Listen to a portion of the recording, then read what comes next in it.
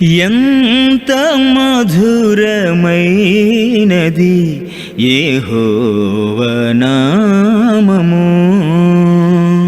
కూడి వచ్చిన మీ అందరికీ ప్రభు రక్షకుడైన యేసుక్రీస్తు వారి నామంలో వందనాలు తెలియజేస్తూ ఉన్నాము. ఆత్మీయ ఎదుగుదలను గురించి మనము అధ్యయనం చేస్తూ ఉన్నాము.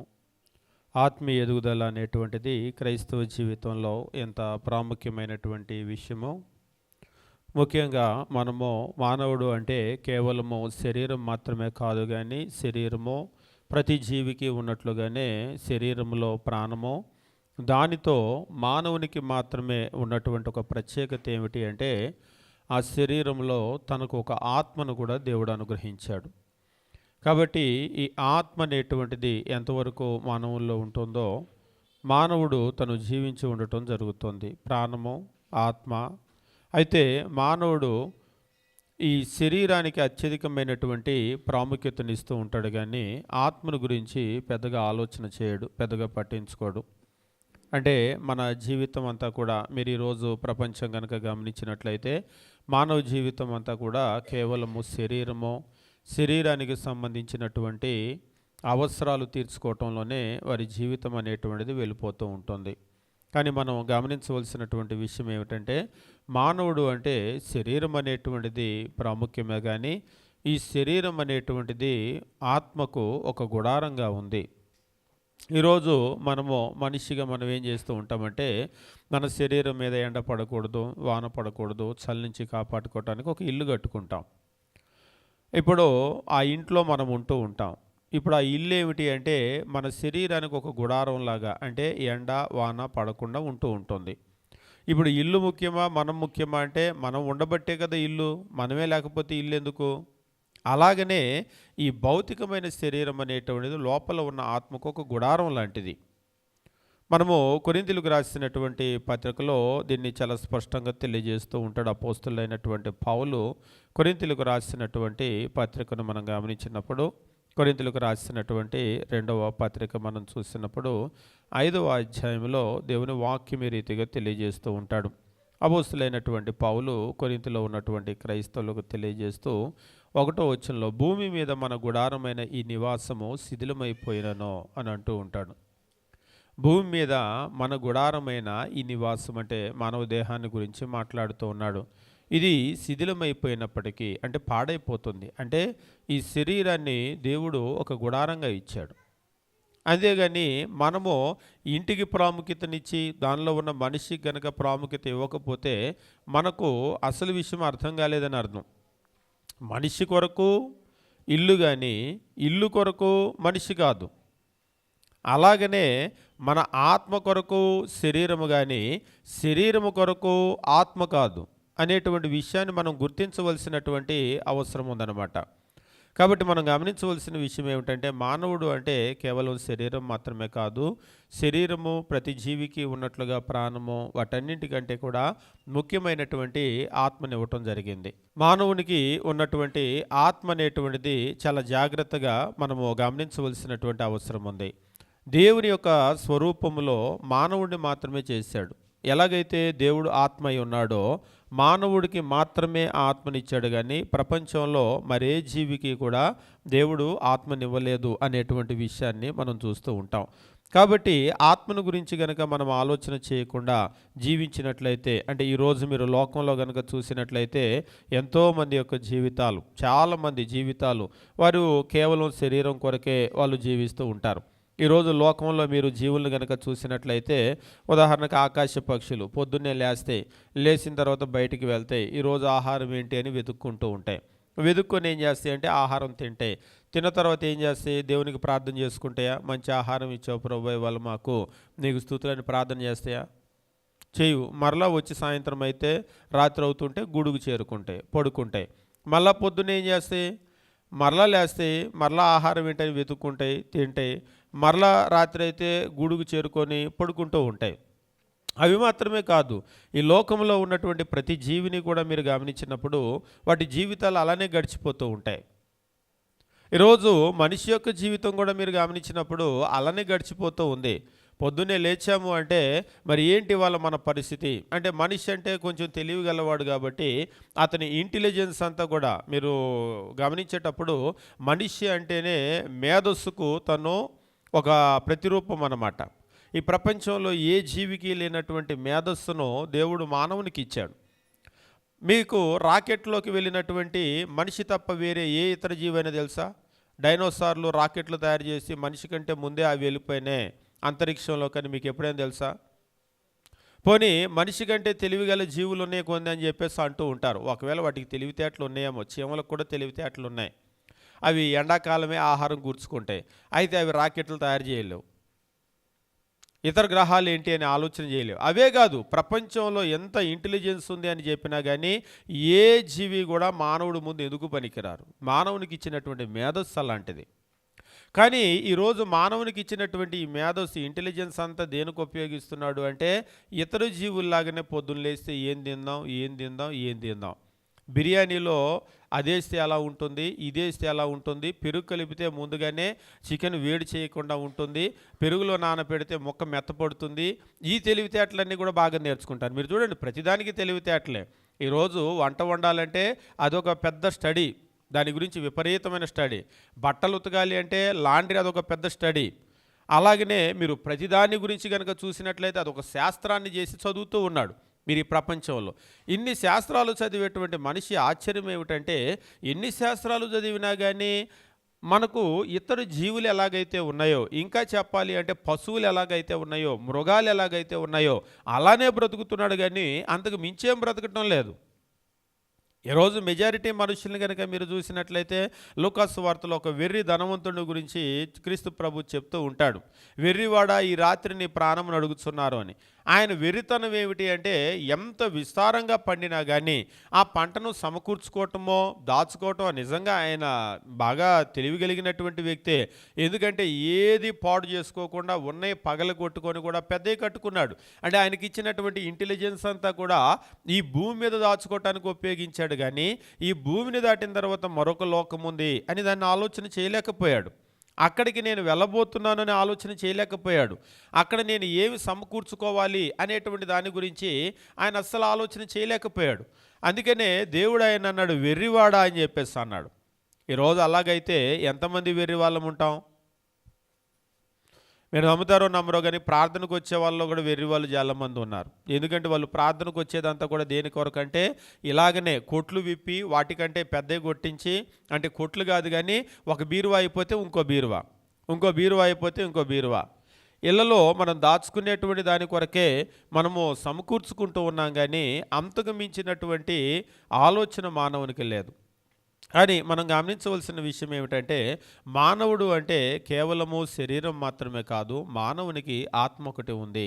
మానవుడు ఈ లోకంలో జీవించే జీవితం మాత్రమే కాదు, ఈ భూమిని దాటిన తర్వాత మరణానంతరం కూడా మానవునికి జీవితం ఒకటి ఉంది అనేటువంటి విషయాన్ని ఆలోచన చేయాలి. ఆలోచన చేసి శరీరంలో ఎట్లయితే ఎదుగుదల ఉంటుందో ఆత్మ కూడా ఎదుగుదల ఉంటుంది అనేటువంటి విషయాన్ని మనం గమనించాలి. ఈ ఆత్మలో ఉన్నటువంటి ఎదుగుదలను మనం ఎట్లా పరిశీలన చేయగలుగుతాం? శరీరం అంటే కనబడుతుంది, ఆత్మ ఎదిగేది ఎట్లా కనబడుతుంది అంటే ఖచ్చితంగా కొన్ని విషయాలు ఉన్నాయి, వాటిని బట్టి మనకు కనబడుతుంది. మనం గతంలో కూడా కొన్ని గమనించాం. మన నోటి మాటలను బట్టి ముఖ్యంగా మన హృదయం యొక్క స్థితి ఏమిటి అనేటువంటిది తెలుస్తుంది. ముఖ్యంగా దైవ సారూప్యంలో ఎదగటము అంటే దేవుడు ప్రేమ స్వరూపి అయి ఉన్నాడు. ప్రేమ లేనటువంటి వాడు దేవుడిని ఎరగడు. కాబట్టి మనం ఎప్పుడైతే ప్రేమలో ఎదిగామో ఎదిగినప్పుడు దేవుని యొక్క సారూప్యంలో ఎదిగినట్లుగా అర్థం అన్నమాట. మనం ప్రేమలో గనక ఎదగకపోతే మనము దేవుని యొక్క స్వరూపాన్నే మనం సాధించలేదు అనేది అర్థం. ఈ లోకంలో చాలా కార్యాలు చేస్తూ ఉంటాయి. మనం చేసేది ఏంటి, మిషన్లు కూడా చేస్తూ ఉంటాయి. ఈరోజు దాదాపుగా అంటే 100% అని నేను చెప్పను, కానీ దాదాపుగా మనిషి చేసేటువంటి పనులన్నీ కూడా మిషన్ చేస్తూ ఉన్నాయి. ఈరోజు పొద్దున్న లేచిన తర్వాత మనం ఏమైతే చేస్తూ ఉన్నామో మనం చేసేటువంటి ప్రతి పనిని కూడా మిషన్స్ చేస్తూ ఉన్నాయి. అది కూడా ఇప్పుడు ఏఐ అని చెప్పేసి వచ్చింది కదా, ఆర్టిఫిషియల్ ఇంటెలిజెన్స్ అని, కృత్రిమ మేధస్సు అని చెప్పేసి అంటూ ఉన్నారు. మనకి ఎలాగైతే మేధస్సు ఉందో కృత్రిమమైనటువంటి మేధస్సు అన్నమాట. అంటే మనిషి ఎలాగైతే ఆలోచన చేస్తాడో అలాగా అవి కూడా ఆలోచన చేసేటట్లుగా వాటిని తయారు చేస్తూ ఉన్నారు. ముఖ్యంగా ఈ మానవ మేధస్సును మించినటువంటి పనులు కూడా, అంటే ఒక్కొక్కసారి చూడండి, మనం ఆదమరుస్తూ ఉంటాం. ఒక డ్రైవింగ్ చేస్తూ ఉన్నాం అనుకోండి, ఒకవేళ మనకు నిద్ర వస్తుంది, అదే డ్రైవింగ్ చేసే దగ్గర రోబోని కూర్చోబెడితే రోబోకి ఎప్పుడైనా నిద్ర వస్తుందా? ఒక్కొక్కసారి ఇంట్లో పని చేసి నేను అలసిపోయిన బాబు, ఒళ్ళంతా పులిసిపోయింది బాబు అంటాం. రోబోలకు కూడా అలసిపోటాలు పులిసిపోటాలు ఉంటాయా? ఉండవు. అవసరమైతే లోపల ఉన్న బేరింగ్లు అరిగిపోతాయేమో, లేకపోతే యంత్రం కాబట్టి లోన ఉన్నటువంటి ఆ విడి భాగాలు అంటాం కదా, స్పేర్స్ అరిగిపోవటం కరిగిపోవటం ఉంటుందేమో, అంతేగాని ఆ అలసిపోటాలు పులిసిపోటాలు ఉండవు. అదంతా కూడా దానికి ఎంతవరకు అయితే, ఒకవేళ బ్యాటరీ ఆపరేటెడ్ అయితే బ్యాటరీ పవర్ ఉందనుకోండి, బ్యాటరీ పవర్ ఉన్నంత వరకు రన్ అవుతూ ఉంటాయి. అంటే దానికి ఏదైతే ఆ పవర్ ఉంటుందో పవర్ ఉన్నంత వరకు రన్ అవుతూ ఉంటాయి. కానీ మనిషి అలా కాదు. మనిషి ఏమవుతాడంటే అలసిపోతాడు. అందుకని ఇప్పుడు మనుషుల మీద ఆధారపడటం కంటే కూడా యంత్రాల మీద ఆధారపడటం మంచిదని మొత్తం ప్రపంచమంతా కూడా ఏఐ వైపు వెళ్ళిపోతూ ఉంది. ఆర్టిఫిషియల్ ఇంటెలిజెన్స్ మొత్తం అన్నింటికీ కూడా కృత్రిమమైనటువంటి మేధస్సు. మొన్న కూడా మేము డ్రైవింగ్ చేసేటప్పుడు అనుకుంటూ ఉన్నాం, అమెరికాలో ఎలాగైతే ఇప్పుడు డ్రైవింగ్ అంతా కూడా వాళ్ళకి మనం యాప్ ఎలాగైతే రీఛార్జ్ చేయించుకుంటూ ఉంటామో, వాళ్ళకి డ్రైవింగ్ కూడా ఏం చేస్తూ ఉంటాయంటే అందులోనే సాఫ్ట్వేర్ ఉంటుంది ఆ కార్లల్లో. ఆ సాఫ్ట్వేర్లో ఏం చేస్తారంటే వాళ్ళు రీఛార్జ్ చేయించుకుంటే ఆటోమేటిక్గా అదే డ్రైవ్ చేసుకుంటూ వెళ్ళిపోతూ ఉంటుందన్నమాట. అలాంటివి వచ్చేస్తే ఎంత బాగా ఉంటుంది. ఇప్పుడు మనకి డ్రైవర్ ఎవరు అని చూస్తాము, అదే దాని అంతటా అది తోలుకుంటూ వెళ్ళిపోతే, డ్రైవ్ చేసుకుంటూ వెళ్ళిపోతే చక్కగా ఏ మీటింగ్ అంటే ఆ మీటింగ్కి ఎవరి మీద ఆధారపడకుండా వెళ్ళిపోవచ్చు. పగలో రాత్రి కూడా చక్కగా డ్రైవ్ చేసుకుంటూ వెళ్ళిపోవచ్చు. ఎంత బాగుంటుంది అని చెప్పేసి అనుకుంటూ ఉన్నాం. ఈలోపే మన ఇండియాలో అవన్నీ కూడా అవ్వలే. ఎందుకు అవ్వవు అంటే, వాళ్ళ దేశాల్లో అవుతున్నాయి. అంటే వాళ్ళ దేశాల్లో ఇది 40 స్పీడ్ అంటే 40నే వెళ్తారు. ఈ రోడ్లో ఇలా వెళ్ళాలంటే అలానే వెళ్తారు. మనకేం చేస్తారు, డివైడర్ పగలగొట్టేసి బండెక్కి అడ్డంగా వస్తాడు ఒకడు. ముఖ్యంగా మీరు ఆ రాజమండ్రి దగ్గర నుంచి కనుక చూస్తే ఆ తాడేపల్లిగూడెం వరకు ఆ రోడ్డు మీద ఎక్కడ పడితే అక్కడ అడ్డంగా వచ్చేస్తారు పగలగొట్టుకొని. ఇలా కనుక వచ్చారనుకోండి, ఆ పాపం అది కన్ఫ్యూజ్ అయిపోతుంది. ఎందుకంటే దానికి అప్పచెప్పిన పని ఏంటి, ఈ రోడ్డు దానిలో ఉన్నటువంటి సిగ్నల్స్ని ఫాలో అవుతుంది. ఇప్పుడు మనిషిగా మనం ఏంటంటే, ఈ రోడ్డు ఫాలో అయినా కానీ మధ్యలో ఎవడైనా ఇలాగ ఎక్కి అడ్డంగా వచ్చాడు అనుకోండి, మన బుర్ర పనిచేస్తుంది, వీడు వచ్చాడు అని, అది గుద్దేస్తుంది అంతే. కాబట్టి మన ఇండియాలో అయ్యేదానికి అవకాశం లేదు. ఒకసారి చెన్నైలో కూడా ఆ చెన్నై ట్రాఫిక్ చూసి అమెరికా నుంచి వచ్చినటువంటి ఒక భార్యాభర్తలు బెదిరిపోయారు. వాళ్ళు ఏంటిది ఇది, అసలు ఇక్కడ కార్లు ఎలా తోలుతారని. ట్రాఫిక్ ఆగిందనుకోండి, పక్కన నడవటానికి ఆ ఫుట్పాత్ ఉంటుంది కదా, నడిచి వెళ్ళేది, ఆటో వాళ్ళు ఏం చేస్తారంటే దాని మీదకి ఒక చక్రం ఎక్కించి 2 చక్రాలు ఇలా నడుపుతూ ఉంటాడు. ఆటోలు దాన్ని చూసి బెదిరిపోయారు వాళ్ళు. అసలు ఆటోలు కాదు, ఏది బైకులు కూడా అలా ఎక్కిచ్చేస్తారు, ఇలా దింపేస్తారు. సరే బైకులు అంటే మనం అనుకోవచ్చు, కానీ ఆటో ఒక చక్రం అటు ఎక్కించి 2 చక్రాలు ఇటు తిప్పేసరికి ఎప్పుడు మేము చూడలేదు ఇలాంటి డ్రైవింగ్ అని అంటున్నారు. అంటే మనకేంటంటే ఎటు సందుంటే అటు దూరుస్తాం అంతే. ఇది వెళ్ళొచ్చా వెళ్ళకూడదా అనేటువంటిది కాదు. సరే మనం ఏం మాట్లాడుతున్నామంటే, ఆర్టిఫిషియల్ ఇంటెలిజెన్స్ అనేటువంటిది ప్రతి రంగంలోకి వెళ్ళిపోతూ ఉంది. ఒకవేళ కొన్ని సందర్భాల్లో మనుషుల కంటే బాగా పనిచేస్తూ ఉంది, కానీ కొన్ని సందర్భాల్లో మనుషులంతా బాగా పని చేయలేదు. కానీ ఎంత బాగా పని చేసినా పని చేయకపోయినా మనిషికి ఉండేటువంటి ఎమోషన్స్ వాటికి ఎప్పటికీ కూడా ఉండవు. ఇంకొక 100 సంవత్సరాలు అయితే అన్నాడు, ఇంకొక 1000 సంవత్సరాలు అయితే కూడా హ్యూమన్ ఎమోషన్స్ అనేటువంటి వాటికి రావు. ఎందుకంటే ఒకవేళ దానికి ఒక యంత్రానికి పనిచేసే కమాండ్ నువ్వు ఇవ్వగలవేమో, కానీ ఎమోషన్ నువ్వు ఇవ్వలేవు. అవి దేవుడు మాత్రమే ఇవ్వగలడు. ఒకవేళ మీరు రోబో సినిమా కూడా చూస్తుంటారు. ఆ మూవీలో కూడా ఎంత మరబొమ్మను తయారు చేసినా కానీ అందులో ఎమోషన్స్ ఇవ్వటం మాత్రమో ఆ సైంటిస్టులకి వల్లయ్యే పని కాదు. ఒకవేళ ఇవ్వగలిగితే ఆయన దేవుడు అవుతాడు. కాబట్టి ఏ మనిషి అన్నటికీ కూడా దేవుడు అవ్వలేడు. అందులో మనం గమనించేది ఏమిటి అంటే, ఈ ప్రేమ అనేటువంటిది కూడా దేవుడిచ్చినటువంటి ఒక గొప్ప ఎమోషన్. దేవునిలో ఉన్నటువంటి ఆ ఎమోషన్స్ని దేవుడు మనకివ్వటం జరిగింది. నిజంగా మనం గమనించినప్పుడు ఈ ప్రేమను గురించి మనము అధ్యయనం చేయాల్సినంత కనుక చేసినట్లయితే ఆ ప్రేమ యొక్క విలువ ఏమిటి అనేటువంటిది మనకు అర్థమవుతుంది. ఈరోజు లోకంలో కూడా చూసినప్పుడు ఈ ప్రేమను గురించి బాగా ఎక్కువ ఎవరికి తెలుస్తూ ఉంటుందంటే, సైకియాట్రిస్ట్ అని చెప్పేసి అంటూ ఉంటారు కదా. సైకియాట్రిస్ట్ దగ్గరికి వెళ్ళినప్పుడు చాలా సమస్యలకు వాళ్ళు చెప్పేటువంటి ఆ సమాధానం ఏమిటి అంటే, మనిషి జీవితంలో ఎప్పుడైతే ప్రేమ అనేటువంటి దాన్ని చూడలేకపోతాడో ఆ మనిషి ఏమవుతాడంటే మనిషిలాగా కాకుండా మరబొమ్మలాగా మారిపోతూ ఉంటాడు. ఇంకా వాళ్ళకి ఫీలింగ్స్ ఏమీ ఉండవు. మీరు కావాలంటే నేను ఒక చిన్న ఉదాహరణ చెప్తాను, గమనించండి. మన ఇళ్ళలో తల్లిదండ్రుల దగ్గర, లేదంటే అమ్మమ్మలు, నాయనమ్మలు, తాతయ్యలు, లేకపోతే కుటుంబాల్లో ప్రేమలు, ఆప్యాయతలు మధ్యలో పెరిగిన పిల్లలకు, రోడ్డు మీద ఎవ్వరూ లేకుండా పెరిగినటువంటి పిల్లలకు వ్యత్యాసం ఉంటుంది. మీరు గమనిస్తారు ఎప్పుడైనా? ఏమిటా వ్యత్యాసం? వాళ్ళకి ఒంటి మీద సరైన బట్టలు ఉండవు, అంతేనా? ఏమిటా వ్యత్యాసం? ఎప్పుడు గమనించలేదా? స్ట్రీట్ చిల్డ్రన్ అని అంటూ ఉంటారు కదా, వీధి బాలలు. ఆ పిల్లలకి మన ఇళ్ళలో ఉండే పిల్లలకి ఏమిటి వ్యత్యాసం? మన ఇళ్ళలో ఉండేటువంటి పిల్లలు అమ్మ, నాన్న, లేకపోతే అమ్మమ్మలు, నాయనమ్మలు, తాతయ్యలు, ఇప్పుడు బంధువులు, మిత్రులు, వీళ్ళందరి మధ్యలో ఉంటారు కదా. వీళ్ళందరి ఎమోషన్స్ అంటే ప్రేమలు, అనురాగాలు, ఆప్యాయతలు వాళ్ళు పొందుతారు. కానీ ఈ విధమైన ప్రేమలు, అనురాగాలు, ఆప్యాయతలు ఆ రోడ్ల మీద ఉండేవాళ్ళు పొందలేరు. వాళ్ళకి పాపం వాళ్ళకి తెలియదు. అందుకనే వాళ్ళకి పొద్దున లేచినంత వరకు ఆహారం సంపాదించుకోవాలి. ఎవరినైనా కొడతాడు, వాడు బాధపడితే వీడికేం అనిపించదు. ఎవరినైనా చంపుతాడు, కాలు తీస్తాడు, చేయి తీస్తాడు, బ్లేడుతో కోస్తాడు, ఆ రక్తం చూస్తే కూడా ఏమనిపించదు. ఎందుకేమనిపించలేదు? ఈరోజు ప్రభుత్వాలు కూడా ఎందుకేమనిపించలేదంటే అవన్నీ చిన్నప్పటి నుంచి నేర్చుకోలేదు. ఆ ప్రేమ, అనురాగం, ఆప్యాయతల మధ్యలో పెరగలేదు. అవి పొందితే మనిషి ఒకలాగా ఉంటాడు, అవి పొందకపోతే ఏమవుతాడంటే మనిషి ఒక మరబొమ్మలాగా తయారవుతాడు. కాళ్ళు, చేతులు అన్నీ ఉంటాయి, కానీ ఒక మరబొమ్మలాగా తయారవుతూ ఉంటాడు. రోజు మీరు కావాలంటే చూడండి, మీరు క్రైమ్ రేట్ కనుక చూసినట్లయితే ఇళ్లలో ప్రేమలు, అనురాగాలు, ఆప్యాయతల మధ్యలో బాగా పెంచబడినటువంటి వాళ్ళకి ఎప్పుడు కూడా నేర చరిత్ర అనేటువంటిది అస్సలు ఉండదని చెప్పలేము. ఏదో ఎమోషన్లో ఒకవేళ తప్పు చేస్తే చేస్తారు, కానీ ఆ ఎమోషన్స్లోకి వెళ్ళరు.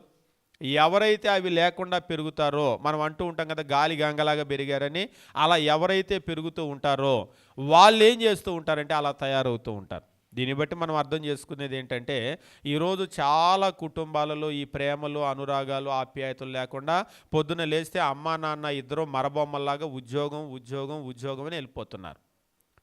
ఇప్పుడు ఒక రకంగా చెప్పాలి అంటే రోడ్ల మీద ఉన్న వాళ్ళకి అమ్మా నాన్న లేరు, లేకపోతే కుటుంబాలు లేవు, ప్రేమలు, ఆప్యాయతలు లేవు. ఈరోజు అమ్మా నాన్నలు ఉండి కూడా ఉద్యోగం ఉద్యోగం పని పని అని వెళ్ళిపోయి వీళ్ళకి ఇంట్లో వండి పెడుతూ ఉన్నారు, వీళ్ళకి కావాల్సిన బట్టలు ఇస్తున్నారు, వీళ్ళకి కావాల్సిన మొబైల్ ఇస్తున్నారు, వీళ్ళకి కావాల్సిన చదువులో పుస్తకాలు ఇస్తున్నారు, కానీ వాళ్ళకి కావాల్సినటువంటి ప్రేమలు, అనురాగాలు, ఆప్యాయతలు లేకపోవటాన్ని బట్టి ఈరోజు మనుషులు అలాగనే పెరుగుతున్నారు. మీరు కావాలంటే చూడండి, కుటుంబాల్లో 4 గోడల మధ్య సైకోల్లాగా తయారవుతున్నారు పిల్లలు. కొన్ని సందర్భాల్లో చూస్తూ ఉంటే ఆశ్చర్యం వేస్తుంది. అసలు తల్లిదండ్రులను చంపుతున్నారంటే ఎట్లా చంపగలుగుతున్నారు? ఆ తల్లిదండ్రుల యొక్క ప్రేమను కనుక వాళ్ళు పొందినట్లయితే అసలు వాళ్ళకి చేతులు రావు. అవి ఎప్పుడు కనుక పొందకపోతే, ఇప్పుడు మనమే ఉన్నాము, మన ఇంట్లో ఒక మరబొమ్మ ఉంది, లేకపోతే మీకు అర్థమయ్యేటట్లు చెప్తాను. మీరు ఒక వాషింగ్ మిషన్ కొనుక్కున్నారు. దేవుడి దయ వల్ల ఆ వాషింగ్ మిషన్ 10 సంవత్సరాలు కాదు 25 సంవత్సరాలు పనిచేసింది, చాలా బాగా బట్టలు ఉతికి పెట్టింది. మీ ఇంటిలో 10 బట్టలు ఆ వాషింగ్ మిషన్ 25 సంవత్సరాలు మీకు ఉతికి పెట్టింది. కానీ మొన్న వచ్చినటువంటి వరదలు వచ్చినాయి మీ ఇంట్లోకి. వరదలు వచ్చి ఆ వాషింగ్ మిషన్ నిండా మునిగిపోయి పాడైపోయింది. ఆ వాషింగ్ మిషన్ తీసి బయట పడేసేటప్పుడు మీరేం ఆలోచన చేస్తారు? 25 సంవత్సరాలు మన ఇంట్లో బట్టలన్నీ ఉతికి పెట్టిందే, ఎట్లా ఈ వాషింగ్ మిషన్ని తీసి బయట వేస్తాం అని అనుకుంటారా? కొంతమంది ఉంటారు, వాళ్ళకి వస్తువులతో కూడా కొన్ని సెంటిమెంట్లు ఉంటాయి. ఇది మేము మొదట కొనుక్కున్న వస్తువు, లేకపోతే ఈ వస్తువు మేము చాలా కాలం వాడాము, చాలా జ్ఞాపకాలు ఉన్నాయి అని అనుకుంటూ ఉంటాం. పోనీ ఇప్పుడు ఆ వాషింగ్ మిషన్ మనం అమ్మేసామనుకోండి, ఇంకొకరి దగ్గరికి వెళ్తుంది, దానికి ఏమన్నా ఫీలింగ్స్ ఉంటాయా? 25 సంవత్సరాలు వీళ్ళ ఇంట్లో ఉన్నాను, ఇప్పుడు నన్ను వేరే ఇంటికి ఎట్లా వెళ్ళమంటారు అని అనుకుంటుందా? అనుకోదు. వేరే ఇంట్లోకి తీసుకెళ్ళి ప్లగ్ పెట్టి స్విచ్ చేయగానే ఇక్కడ ఎలా పనిచేస్తుంది, అక్కడ ఎలా పనిచేస్తుంది. కానీ మనిషి అలా కాదు, మనిషికి అటాచ్మెంట్స్ ఉంటాయి. మీరు కావాలని గమనించండి, మనిషే కాదు, ఈవెన్ ఒక జంతువు కూడా, కుక్క ఉంటుంది, కుక్కకు ఒక ముద్దేశం అనుకోండి వదిలిపెట్టి వెళ్ళదు. ఏంటంటే ఎంత మనం అనుకున్నా కానీ మనుషులు ఎప్పుడైతే యంత్రాల్లాగా మారిపోతారో ఆ జీవితాలు పూర్తిగా భిన్నంగా ఉంటాయి. ఈరోజు మనం చూసినట్లయితే మనుషులు ఎట్లా మారిపోతూ ఉన్నారంటే యంత్రాల్లాగా. అంటే వాళ్ళకి ఏం ఫీలింగ్స్ లేవు, అసలు 4 గోడల మధ్య పెరుగుతూ ఉన్నారు. తల్లిదండ్రుల మధ్య వాళ్ళకి అనుబంధాలు ఏమీ లేవు, అటాచ్మెంట్స్ ఏమీ లేవు, కుటుంబ సభ్యుల మధ్య ఏమీ లేవు. ఏంటంటే వాళ్ళు అన్నం పెట్టారు, పెరిగామంతే, రోడ్డు మీద ఉన్నటువంటి వాళ్ళలాగా. కానీ ఈరోజు సైకియాట్రిస్టుల దగ్గరికి వెళ్ళినప్పుడు హ్యూమన్ అంటే మానవ జీవితంలో ప్రధానమైనటువంటి సమస్య ఏమిటి అంటే ఈ ప్రేమ లేకపోవటాన్ని బట్టి మనుషులు అట్లా మారిపోతూ ఉంటారు. ఈ ప్రేమ చూపించేటువంటి వాళ్ళు లేకపోవటాన్ని బట్టి చాలా సమస్యలకు ప్రధానమైనటువంటి కారణం ఇదే. ఈరోజు కుటుంబాల్లో కూడా ప్రధానమైనటువంటి కారణం ఇదే. క్రైస్తవ్యము చూపించేటువంటి ఒక గొప్ప మార్గం ఏమిటి అంటే ఈ ప్రేమను ప్రపంచానికి నేర్పుతూ ఉంది. ఈరోజు ప్రపంచంలో ఎన్నో మతాలు ఉన్నాయి. ఎన్ని మతాలు ఉన్నప్పటికీ కూడా ఒకవేళ ప్రేమ అనేటువంటి విషయంలో మతాలన్నిటిలో ఏది ముందు ఉంటుంది అని అడగండి. ఎదుటి వ్యక్తిని ప్రేమించేటువంటి విషయంలో మతాలన్నిటిలో ఏ మతం ముందు ఉంటుందని అడగండి. క్రిస్టియానిటీ ఏ ప్లేస్లో ఉంటుందని అడగండి. క్రైస్తవ్యం ఏ ప్లేస్లో ఉంటుంది? ర్యాంక్ 2లో ఉంటుందా? ర్యాంక్ 2లో ఉంటుంది అనగానే వెంటనే ర్యాంక్ 1లో ఏది ఉంటుంది అని అడుగుతాం, అంతే కదా. క్రైస్తవ్యాన్ని మించినటువంటి మతము ఈ ప్రపంచంలో ఏది లేదు. ఇంకా చెప్పాలంటే ప్రేమను నేర్పించటంలో క్రైస్తవ్యాన్ని మించింది ఏమి కూడా లేదు. క్రీస్తు ప్రభు, సాక్షాత్తు క్రీస్తు ప్రభు ఆయన లోకాన్ని ఎట్లా ప్రేమించాలో మనకు చెప్తూ ఉంటాడు. బైబిల్లో దేవుడు చెప్తూ ఉంటాడు, కాగా దేవుడు లోకమును ఎంతో ప్రేమించెను. ఆయన ప్రేమ అనేటువంటిది అపారమైనటువంటిది. అంటే ఇంకా చెప్పాలి అంటే దాన్ని కొలవలేనటువంటిది అనమాట ఆ ప్రేమ. ఆ ప్రేమను ఆయన చూపించాడు. క్రీస్తు ప్రభు కూడా ఆ ప్రేమను చూపించి సిలువలో మరణించాడు.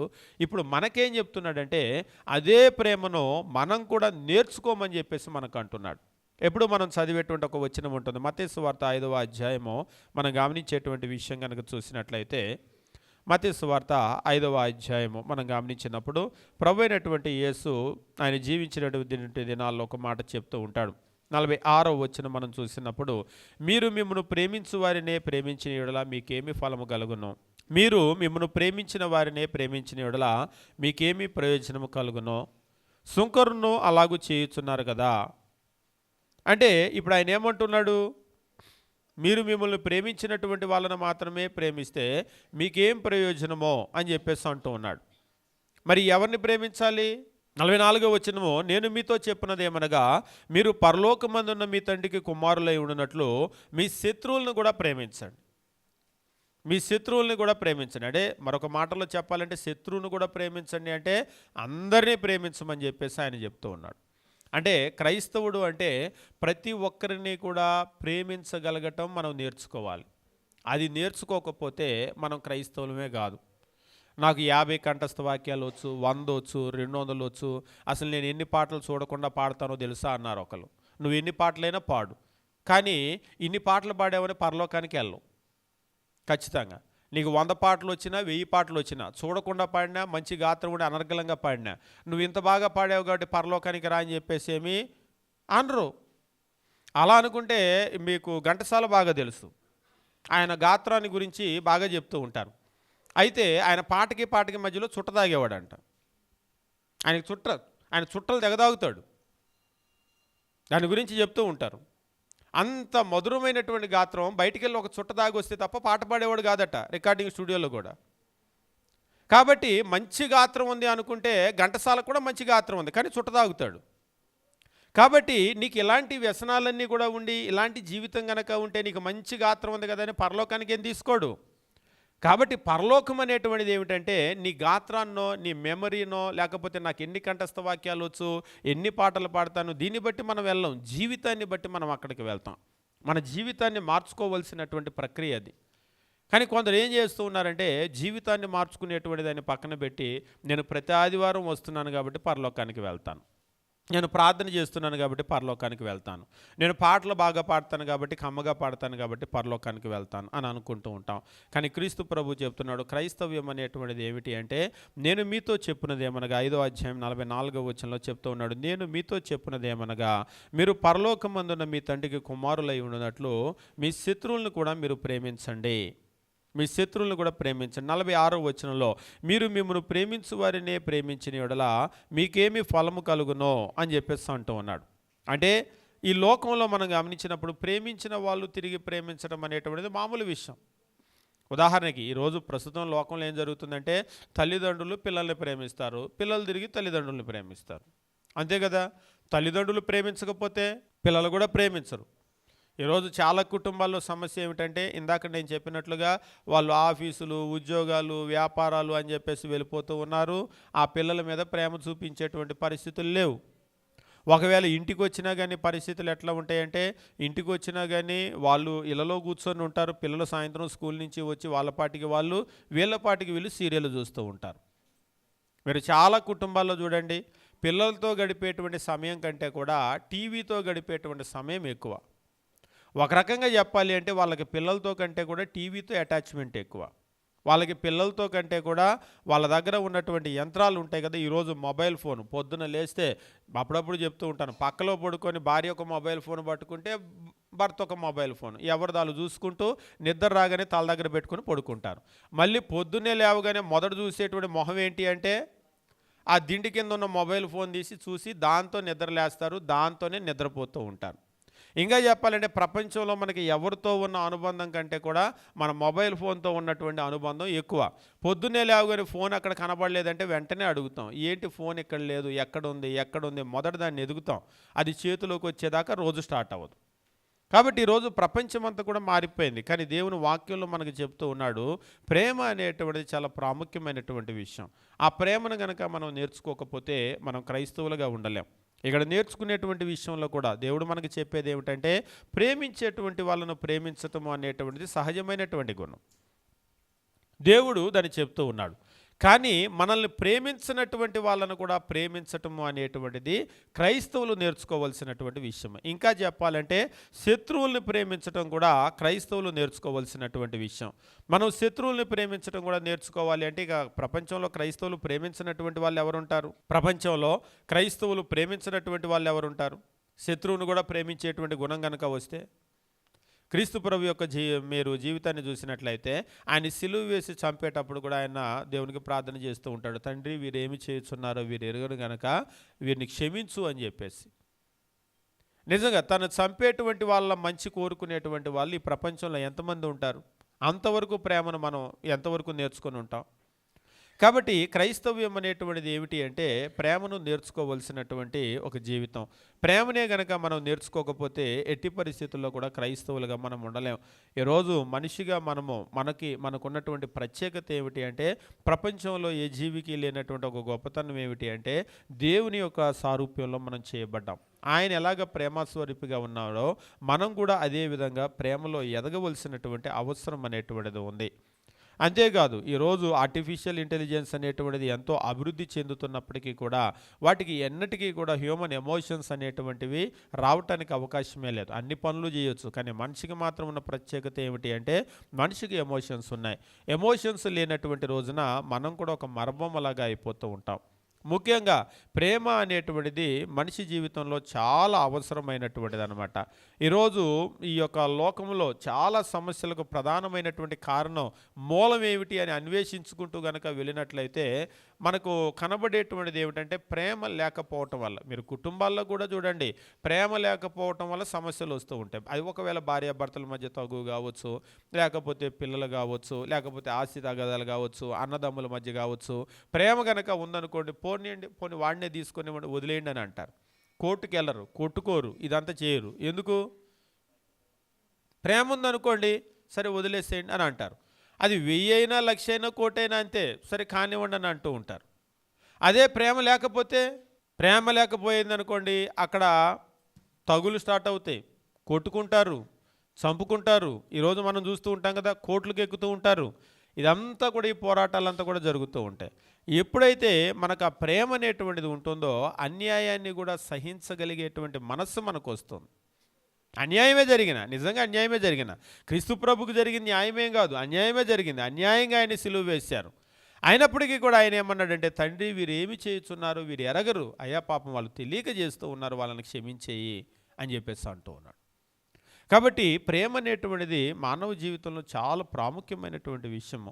ఈరోజు ఆ ప్రేమ లేకపోవటం వల్లే అన్నదమ్ముల మధ్య, అక్క చెల్లెల మధ్య, లేకపోతే తల్లిదండ్రులు, కుటుంబాలు, భార్యాభర్తలు, లేకపోతే మనకు చూసినట్లయితే చుట్టాలు, బంధువులు, రక్త సంబంధికులు అని అంటూ ఉంటాం కదా. ఇదంతా కూడా ప్రేమ యొక్క వైఫల్యం. అది లేకపోవటం వల్ల ఏమవుతుందంటే ఈ సమస్యలన్నీ కూడా ఉద్భవిస్తూ ఉన్నాయి. కానీ మనిషి ఏం చేస్తూ ఉంటాడంటే సమస్యకి అక్కడికక్కడ పైపోత రాస్తూ ఉంటాడు. అన్నదమ్ముల మధ్య సమస్య, దీన్ని సరి చేయాలనుకుంటాం, లేకపోతే ఈ సమస్య, దాన్ని సరి చేయాలనుకుంటాం. వీటన్నింటికి కూడా మూలం ఏమిటి అంటే ప్రేమ. ఆ ప్రేమ అనేటువంటిది లేకపోవటం వల్ల వచ్చేటువంటి సమస్యలు ఇవన్నీ కూడా. కాబట్టి మనం గమనించవలసింది ఏమిటి అంటే ప్రేమ అనేటువంటిది కలిగి మనం క్రైస్తవ్యంలో ముందుకు వెళ్ళవలసినటువంటి అవసరం ఉంటుంది.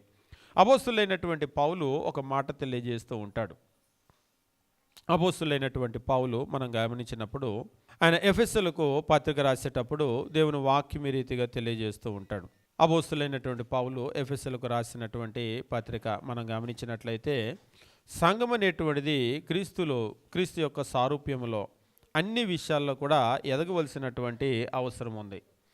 ఇక్కడ చెప్తూ ఆయన అంటూ ఉంటాడు 4వ అధ్యాయము, మనమందరము విశ్వాస విషయంలోనో దేవుని కూర్చినటువంటి జ్ఞాన విషయంలోనూ ఏకత్వం పొంది సంపూర్ణ పురుషులమయ్యే వరకు, అనగా క్రీస్తుకు కలిగిన సంపూర్ణతకు సమానమైనటువంటి సంపూర్ణత గలవారమగు వరకు ఆయన ఇలాగు నియమించునో అని చెప్పేసి అంటూ ఉంటాడు.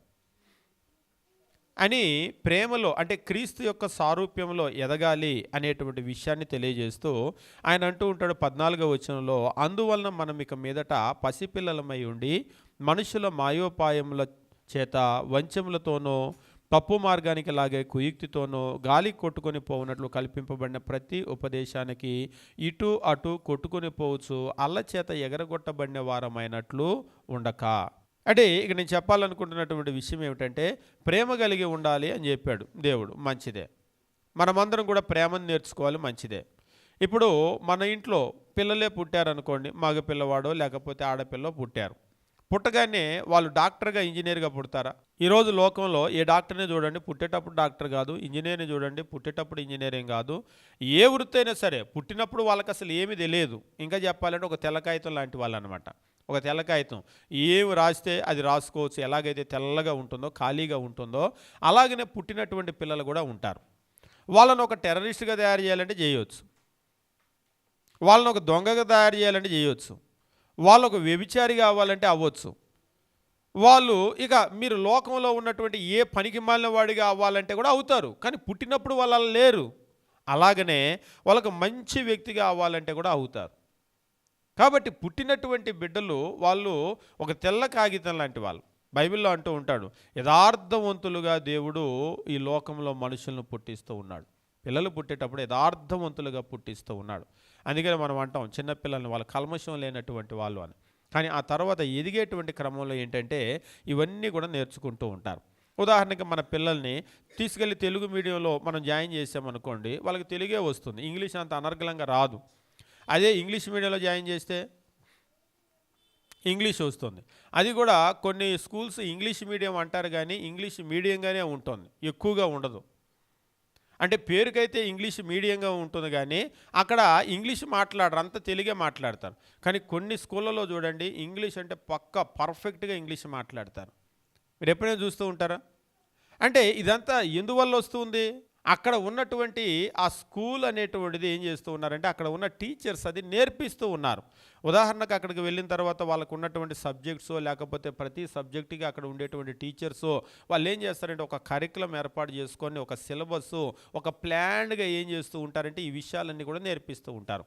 ఎల్కేజీ, యూకేజీ, తర్వాత first standard, second, third, fourth అంటే వాళ్ళు నేర్పాల్సిన పాఠాలన్నింటినీ కూడా ఒక సిలబస్గా డిజైన్ చేసుకొని 1వ సంవత్సరం ఇది నేర్పుదాం, 2వ సంవత్సరం ఇది నేర్పుదాం, 3కి ఇది నేర్పుదాం అని ఒక 10 సంవత్సరాలు అయ్యేసరికి వాళ్ళ దగ్గర అంటూ ఒక పర్ఫెక్ట్ ప్లానింగ్ ఉంది. ఆ ప్లానింగ్లో ఆ బిడ్డ వెళ్ళిపోయాడు అనుకోండి, వెళ్ళిపోతే ఏమవుతారంటే 10వ తరగతి అయ్యేసరికి వాళ్ళకి ఆ విషయాలన్నీ వస్తాయి, ఆ విషయాలన్నీ వాళ్ళు నేర్పగలుగుతారు. తర్వాత ఇంటర్మీడియట్, డిగ్రీను, ఆ తర్వాత వివిధ రకాలైనటువంటి కోర్సులు ఉంటాయి కదా. అంటే ఆ దారిలో వెళ్ళిపోతూ ఉంటే ఆ బిడ్డ ఏం చేస్తాడంటే ఆ లెవెల్కి వచ్చేస్తూ ఉంటాడు.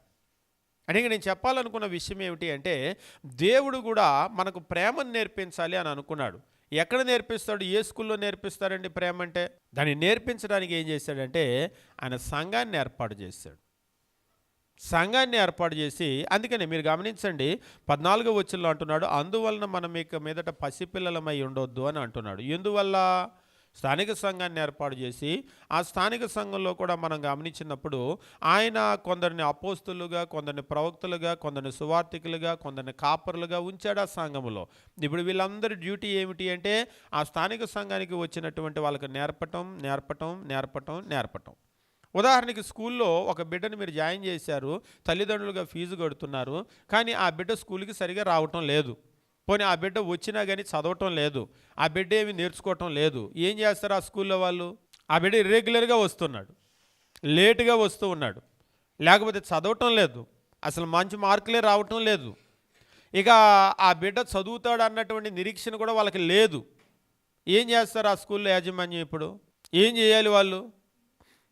వాళ్ళని అలానే కనుక పెట్టుకున్నారనుకోండి, మనకి తెలుగులో ఒక సామెత ఉంటుంది, తాను చెడ్డ కోతి వనమెల్ల చిడిచిందని చెప్పేసి. ఇప్పుడు అల్లరి పిల్లలు కూడా ఒకళ్ళు అల్లరి చేస్తారు, వాళ్ళని వదిలిపెడితే ఏం చేస్తారు? ఆ పక్కన వాళ్ళు పెద్ద ముఠా తయారైపోతుంది, అందరూ అల్లరిలోకి దిగిపోతారు. కాబట్టి అందుకనే ఏం చేస్తూ ఉంటారంటే, ఇటువంటి వాళ్ళు ఎవరైతే ఉన్నారో టీసీ ఇచ్చి పంపిస్తామంటారు. టీసీ ఇచ్చి నిజంగానే పంపుతారు. అండ్ నేను దేని గురించి మాట్లాడుతున్నా అంటే, నేర్చుకోవటానికి అక్కడికి వెళ్ళినప్పుడు నేర్చుకోకపోతే వాళ్ళు ఉంచరు. ఈరోజు సంఘానికి అసలు మనం ఎందుకు వస్తున్నాం? సంఘానికి ఎందుకు రావాలి? హిందువులు ఉంటారు, పొద్దున్నే వాళ్ళు గుడికి వెళ్తారు. ఎందుకు నువ్వు గుడికి వెళ్ళావని అడగండి. ఎందుకు వెళ్తారు గుడికి? వాళ్ళు పొద్దున్నే గుడికి వెళ్ళే వాళ్ళు ఉంటారు కదా, స్నానం చేయగానే పండ్లో ఫలాలో పట్టుకొని వెళ్తారు. వాళ్ళు గుడికి వెళ్ళి సింపుల్గా చేసేది ఏంటంటే, ఆ పండ్లో ఫలాలు అక్కడ పెట్టి దండం పెట్టుకొని, నన్ను దీవించు, నా కుటుంబం దీవించు, నా వ్యాపారం దీవించు, బయటికి వెళ్ళి వస్తున్నా రాకపోకలు దీవించు అని చెప్పేసి దేవుడికి దండం పెట్టుకొని వస్తారు. ఈరోజు క్రైస్తవులు కూడా చాలామంది వచ్చేది దేనికంటే, నన్ను దీవించు, నా భార్యను దీవించు, పిల్లల్ని దీవించు, చదువులు దీవించు, ఉద్యోగాలు దీవించు అని దండం పెట్టుకోవటానికి వస్తున్నారు తప్ప, వాళ్ళు నేను క్రీస్తు యొక్క సారూప్యంలో ఎదగాలి అనే ఆలోచనతోటి రావటం లేదు చాలామంది. ఈరోజు స్వస్థత మహాసభలను లోకంలో పెడుతూ ఉన్నారు కదా, మీరు కనుక క్రైస్తవ్యంలో అవి రాజ్యం వెళుతూ ఉన్నాయి. అందులో నూనె డబ్బాలు అమ్ముకోవటం, కర్చీఫ్ గుడ్డలు అమ్ముకోవటం. అక్కడికి వెళ్ళే వాళ్ళు దేనికి వెళ్తున్నారంటే, ఆ రోగాలు రొప్పులో తగ్గుతేనే వెళ్తున్నారు, కానీ నేను క్రీస్తు సారూప్యంలో ఎదగాలని వెళ్ళటం లేదు. అందుకని మీరు చూడండి, స్కూల్కి అందరూ వెళ్తూ ఉంటారు. కొన్ని వందల మంది పిల్లలు, ప్రతి స్కూల్లో కూడా కొన్ని వందల మంది, వేల మంది ఉంటారు. అంతమంది వెళ్తారు, కానీ ఎవరైతే నేను చదువుకోవాలి అనే ఉద్దేశంతో వెళ్తారో వాళ్ళే గొప్ప వాళ్ళు అవుతారు. ఎక్కువ మంది పిల్లలు ఏంటంటే, అమ్మా నాన్న వెళ్ళమంటున్నారు కాబట్టి, వెనకబడి తోస్తున్నారు కాబట్టి వెళ్తారు. ఏరా లేవలేదా, స్కూల్కి టైం అవుతుంది, లే లే లే లే అని చెప్పేసి వాళ్ళని లేపి రెడీ అవ్వు అని చెప్పేసి రెడీ చేసి వాళ్ళని వెనకబడి తోస్తూ ఉంటే వాళ్ళ పోరు తట్టుకోలేక వెళ్తారు. వాళ్ళు చదివేది కూడా అలాగనే ఉంటుంది, బలవంతంగా చదువుతూ ఉంటారు. కానీ ఎవరైతే ఇష్టపడి వాళ్ళు స్కూల్కి వెళ్తారో, ఇష్టపడి వాళ్ళు నేర్చుకుంటూ ఉంటారో, వాళ్ళు ఖచ్చితంగా గొప్ప వాళ్ళు అవుతారు. ఈరోజు స్థానిక సంఘాల్లో కూడా చాలామంది పరిస్థితి ఎట్లా ఉందంటే, దేవుని దగ్గరకు వచ్చి ఏదో నాకు మేలు కలుగుతుందని వచ్చే వాళ్ళు ఉంటారు కదా, వాళ్ళ దృష్టి అంతా కూడా దాని మీదే ఉంటుంది. అట్లా కాకుండా ఎవరైతే వచ్చి నేను క్రీస్తు యొక్క సారూప్యంలో ఎదగాలి, క్రీస్తు కలిగినటువంటి సంపూర్ణతలో సమానమైన సంపూర్ణత అంతవరకు నేను ఎదగాలి అని అనుకుంటారో, వాళ్ళ విధానం వేరుగా ఉంటుంది. చెప్పే విషయాలు చాలా జాగ్రత్తగా వింటూ ఉంటారు, చాలా జాగ్రత్తగా రాసుకుంటూ ఉంటారు, చాలా జాగ్రత్తగా మరలా వాటిని నేర్చుకుంటూ ఉంటారు. కాబట్టి క్రైస్తవులు ఏం చేస్తూ ఉన్నారంటే, ఆత్మ సంబంధమైనటువంటి ఎదుగుదలలో ముఖ్యంగా వాళ్ళు దృష్టి ఉంచటం లేదు. కానీ ఎవరైతే దృష్టి పెడతారో వాళ్ళు మాత్రమే ఎదుగుతారు. ఇప్పుడు ఒక స్కూల్ ఉందనుకోండి, నేర్చుకోవట్లేదు బిడ్డ, ఏం చేస్తారు? పంపించేస్తారు. కొన్ని స్కూల్ అయితే చాలా స్ట్రిక్ట్గా ఉంటాయి, చాలా డిసిప్లిన్, ఏ మాత్రమైనా డిసిప్లిన్ తగ్గి కొన్ని స్కూళ్ళు, నాకు తెలిసిన స్కూళ్ళు బూతులు మాట్లాడితే టీసీ ఇచ్చి, బూతులు మాట్లాడితే పంపించేస్తారు. ఒకడు మాట్లాడితే మిగిలిన వాళ్ళందరూ మాట్లాడతారని. బూతులు అనేటువంటిది మీరు గమనించినట్లయితే ఒక బలహీనమైనటువంటి క్యారెక్టర్ గుర్తు. ఎప్పుడైనా సరే ఒక వ్యక్తి బూతులు మాట్లాడుతున్నాడంటే ఒక బలహీనమైనటువంటి క్యారెక్టర్ అనమాట. చాలా త్వరగా విసిగిపోతారు అనేటువంటిది. బూతు మాట ఎప్పుడు వస్తుంది నోట్లో? ఎప్పుడైతే ఒక బూతు మాట మాట్లాడుతూ ఉన్నారో, ఒక వల్గర్ లాంగ్వేజ్ మాట్లాడుతూ ఉన్నారో, అన్పాలిష్డ్ లాంగ్వేజ్ మాట్లాడుతున్నారో, అది ఒక బలహీనమైనటువంటి క్యారెక్టర్ గుర్తు. అందుకనే స్కూళ్ళలో కూడా అలాంటి బలహీనమైనటువంటి క్యారెక్టర్ ఉన్నటువంటి వాళ్ళని ఉంచరు, వాళ్ళు స్ట్రిక్ట్గా వాళ్ళు చెప్తూ ఉంటారు. మీరు ఇంట్లో కూడా ఎప్పుడు మీరు తిట్టడం మొదలు పెడతారు? అసలు నేను తిట్టను, నా నోట్లో అసలు తిట్లే రావన్న వాళ్ళు చేయొద్దండి. తిట్లు అంటే బూతుల గురించి కాదు, అరే ఎదవ, అరే సన్నాసి, అరే గాడిద అని చెప్పేసి కూడా అంటూ ఉంటారు కదా. అసలు నాకు ఏంటి మీరు చెప్పేదంతా కొత్తగా ఉంది, నిజంగా అట్లా అంటారా? ఇళ్ళలో అలాంటి మాటలు అంటారా? మేము చదువుకున్నామండి, మాకు ఆ మాటలు రావనే వాళ్ళు ఎంతమంది ఉంటారు? ఒకళ్ళు చెప్తున్నారు, వస్తాయి కానీ విసిగిపోతే వస్తాయండి. మరి విసిగిస్తారు అలా? అవును, ఎప్పుడు వస్తాయి అలాంటి మాటలు? అప్పటి వరకు బాగానే మాట్లాడగలుగుతాం. ఎప్పుడైతే విసిగిపోతామో ఆ విసుగులో వస్తూ ఉంటాయి అన్నమాట. అంటే మన ఓర్పు చచ్చిపోయింది అని అర్థం. పోనీ మరొక రకంగా చెప్పాలంటే ఓపిక లేని వాళ్ళకి వచ్చే మాటలై. అదే ఓర్పుతో ఉన్నారనుకోండి, ఇందాకడే ఎలా ఉంటారో ఇప్పుడు కూడా అలాగనే ఉంటారు. కాబట్టి ఒక బలహీనమైనటువంటి క్యారెక్టర్కి గుర్తు అన్నమాట అవన్నీ కూడా. ఇక్కడ మనం ఎదగాలి అని చెప్పేసి ఎప్పుడైతే అనుకుంటామో, ఎదుగుదల మీద మనం ఎప్పుడైతే దృష్టి పెడతామో వాళ్ళు వ్యత్యాసంగా ఉంటారు. ఇప్పుడు ఒక స్కూల్లో ఎలాగైతే నేర్చుకునే వ్యక్తిని పంపేస్తూ ఉన్నారో అట్లయితే స్థానిక సంఘాలు కూడా దేవుడు ఎందుకు పెట్టాడంటే నేర్చుకోవటానికి పెట్టాడు, నేర్పించడానికి పెట్టాడు. ఇప్పుడు ఈ నేర్చుకున్న వాళ్ళందరినీ ఏం చేయాలి అంటే వాళ్ళకి కానీ టీసీ ఇచ్చి పంపించమంటారా అంటున్నాడు ఒక ఆయన. అంటే టీసీలు ఇచ్చి పంపించటాలు, టీసీలు ట్రాన్స్ఫర్ సర్టిఫికేట్లు ఇక్కడ లేవు, కానీ పంపించడం మాత్రం ఇక్కడ ఉంది.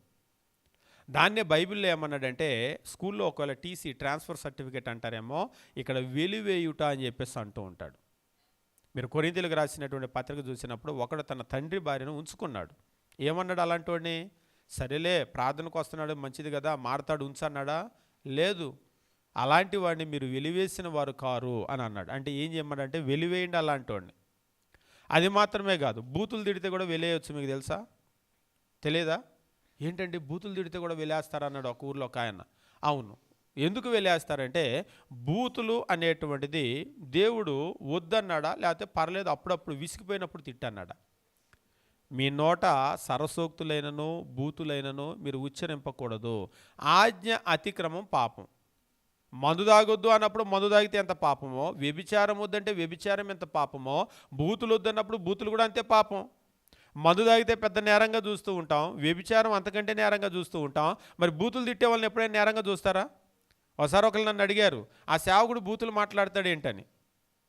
నన్ను అడిగితే నేనేం చెప్తాను, నువ్వు ఆయన అడగాలి కానీ. అంటే మీరు ఆయనకి బాగా దగ్గరగా ఉంటారు కదా అంటే, నేను దగ్గరగా ఉండేదేం కాదు, నేనా బూతులు తిట్టమని చెబుతున్నా ఆయనకి. నేను ఎంత దగ్గర నువ్వు అంతే దగ్గర. కాబట్టి ఆయన బూతులు తిడతాడు ఏంటి అని చెప్పేసి నన్ను అడిగే బదులు నువ్వే అడుగు. నేను అడిగాను ఆయన్ని. అలాంటి మాటలు మాట్లాడకూడదు, అలాంటి మాటలు మాట్లాడితే మనం పరలోకానికి వెళ్ళమని చెప్పాను నేను ఆయనకి నేరుగా. అదేంటి అన్నాడు. నేను చెప్పాను, నీలాంటి వాళ్ళు 10 మంది బూతులు తిట్టేవాళ్ళు పరలోకానికి వచ్చారనుకోండి ఎట్లుంటుంది ఒకసారి నువ్వే ఊహించుకో. నీలాంటి వాళ్ళు నీకంటే బ్రహ్మాండంగా బూతులు తిట్టేవాళ్ళు 10 మంది పరలోకానికి వచ్చారు, ఎట్లుంటుంది? చేపల మార్కెట్ అని అంటారు కదా, అట్లుంటుంది పరలోకం కూడా. కాబట్టి దేవుడు అలాంటి వాళ్ళని ఎట్టి పరిస్థితుల్లో అక్కడికి తీసుకోడు. కాబట్టి మనం గమనించవలసిన విషయం ఏమిటంటే, ఒక స్కూల్కి వెళ్ళినటువంటి పిల్లవాడు ఎలాగైతే నేర్చుకోకపోతే అక్కడ ఉంచడో పంపివేస్తారో, స్థానిక సంఘాల యొక్క పని కూడా ఏమిటి అంటే నేర్పించటం అనేటువంటిది పని. ఈ నేర్పించేటువంటి పనిలో ఎవరైతే నేర్చుకోకుండా ఉంటున్నారో ఖచ్చితంగా వాళ్ళను వెలివేయటానికి దేవుడు ఏం చేశాడంటే ఆయన అనుమతి ఇచ్చాడు, ఆజ్ఞాపించాడు ఒక రకంగా. దాన్ని ఏమంటారంటే చర్చి డిసిప్లిన్ అని చెప్పేసి అంటారు. అంటే సంఘంలో కూడా క్రమశిక్షణ చర్యలు. అంటే మన ఊర్లలో అంటే సాగుతుంది కానీ అసలు లేటుగా వచ్చే వాళ్ళని సంఘానికి రానివారు చాలా చోట్ల. ఒకసారి మనకే పక్క జిల్లాలో జరిగినటువంటి కార్యక్రమం చెప్తూ ఉన్నాను. అక్కడ ఉన్నటువంటి స్థానిక సంఘంలో అందరూ సమయానికి లేదా ముందే వస్తారట. ఒక కుటుంబం మాత్రం మన సోదరులు చెప్తూ ఉన్నారు, వాళ్ళు అక్కడ అత్తగారి ఇల్లుండి వెళ్ళారు. వెళ్ళి భార్యాభర్తలు అక్కడ ఆరాధనకు వస్తే ఒక వారం చూశారు, రెండో వారం చూశారంటే తర్వాత వస్తే మీరు లేటుగా వచ్చే లెక్క అయితే మీరు ఎక్కడి నుంచి వస్తున్నారు కానీ మీరు రావద్దు అన్నాడంట సేవకుడు. అందరూ అలా చూశారంట, ఎవరిళ్ళు లేటుగా వస్తున్నారు కొత్త మొహాలని. నిజంగా కొత్త వాళ్ళు అంటే వాళ్ళకి రూల్స్ తెలియదు. అంటే వాళ్ళ ఊర్లో అలాగనే వెళ్ళేవాళ్ళు. నేను చెప్పాను, మన ఊర్లలో అలాగనే వస్తారు కదా, ఆ స్థానిక సంఘం కూడా అలాగేమో అనుకున్నారు, అక్కడ ఒప్పుకోరుగా, మరి అందరం మనలాగా ఉండరుగా. మనం ఏం చేస్తున్నామంటే చెప్తున్నాం కానీ మనం ఆ క్రమశిక్షణ చర్యలు అనేటువంటిది ఒక రకంగా మనం చేసేది కూడా తప్పే. రేపు దేవుడి దగ్గరికి వెళ్ళినప్పుడు దేవుడు మనల్ని అడిగితే ఏం చెప్తాం? దేవుడి దగ్గరికి వెళ్ళినప్పుడు క్రమశిక్షణ చర్యల గురించి నువ్వు అంత బోధ అయితే బాగానే చేసావు కానీ నువ్వు దాని గురించి చర్య అని తీసుకోలేదు కదా అంటే మనం ఏం చేయగలుగుతాం? కాబట్టి స్థానిక సంఘం ఏమిటి అంటే ఒక స్కూల్ అనేటువంటిది ఎట్లా నేర్పుతూ ఉందో స్థానిక సంఘం అట్లా నేర్పాలి.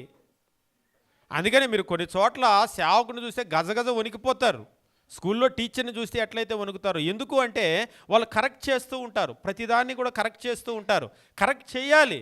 కానీ కొంతమంది సేవకులు అదంతా మాకు తెలియదండి, ఆదివారం స్టేజ్ ఎక్కుతాం, ప్రసంగం చెప్తాం, వింటారు, నిద్రపోతే నిద్రపోతారు, నిద్ర లేచినప్పుడు వాళ్ళే వింటారు, నిద్రపోతే పాపం అలిసిపోయి వచ్చారు కదా నిద్రపోతారు, రాసుకునే వాళ్ళు రాసుకుంటారు. ఒకసారి ఒక సేవకుడు అంటున్నాడు, మనం మాత్రం చెప్తున్నామండి, చక్కగా వాక్యం ప్రిపేర్ అయ్యి చక్కగా వాక్యం నేర్పిస్తున్నాం, ఇక వినేవాళ్ళు వింటున్నారు, నిద్రపోయే వాళ్ళు నిద్రపోతున్నారు, చక్కగా నోట్స్ రాసుకునే వాళ్ళు నోట్స్ రాసుకుంటున్నారు, వాడు చెప్తారు దేవునికి లెక్క. నువ్వు చెప్పవా? వాళ్ళు చెప్తారు సరే, నువ్వేం చెప్పవా? ఒక సేవకుడిగా దేవుడు నీకు ఇచ్చినటువంటి బాధ్యతను దేవుడు రేపు అడగడా? పోనీ మీకు అర్థమయ్యేటట్లుగా చెప్తాను. ఒక స్కూల్లో ఒక టీచర్ని అపాయింట్ చేసుకున్నారు, పైన యాజమాన్యం అనేటువంటిది ఉంటుంది. ఆ టీచరు సరిగా పాఠాలు నేర్పకపోతే, పోనీ ఆమె బాగానే నేర్పినా, ఆయన బాగానే నేర్పినా పిల్లలు నేర్చుకోకపోతే, అల్లరి చేస్తూ ఉంటే ఆ టీచర్ని అడగరా, ఏంటి నీ క్లాసులో అంత అల్లరి వినపడుతూ ఉంది, అంత గోల వినపడుతుంది, నువ్వు టీచర్వా ఏంటి అసలు అంటే, నేను వాళ్ళని కంట్రోల్ చేయలేకపోతున్నానండి అంటే ఇంకా టీచర్గా ఉంచుతారా? ఉంచరు ఇంకా అక్కడ.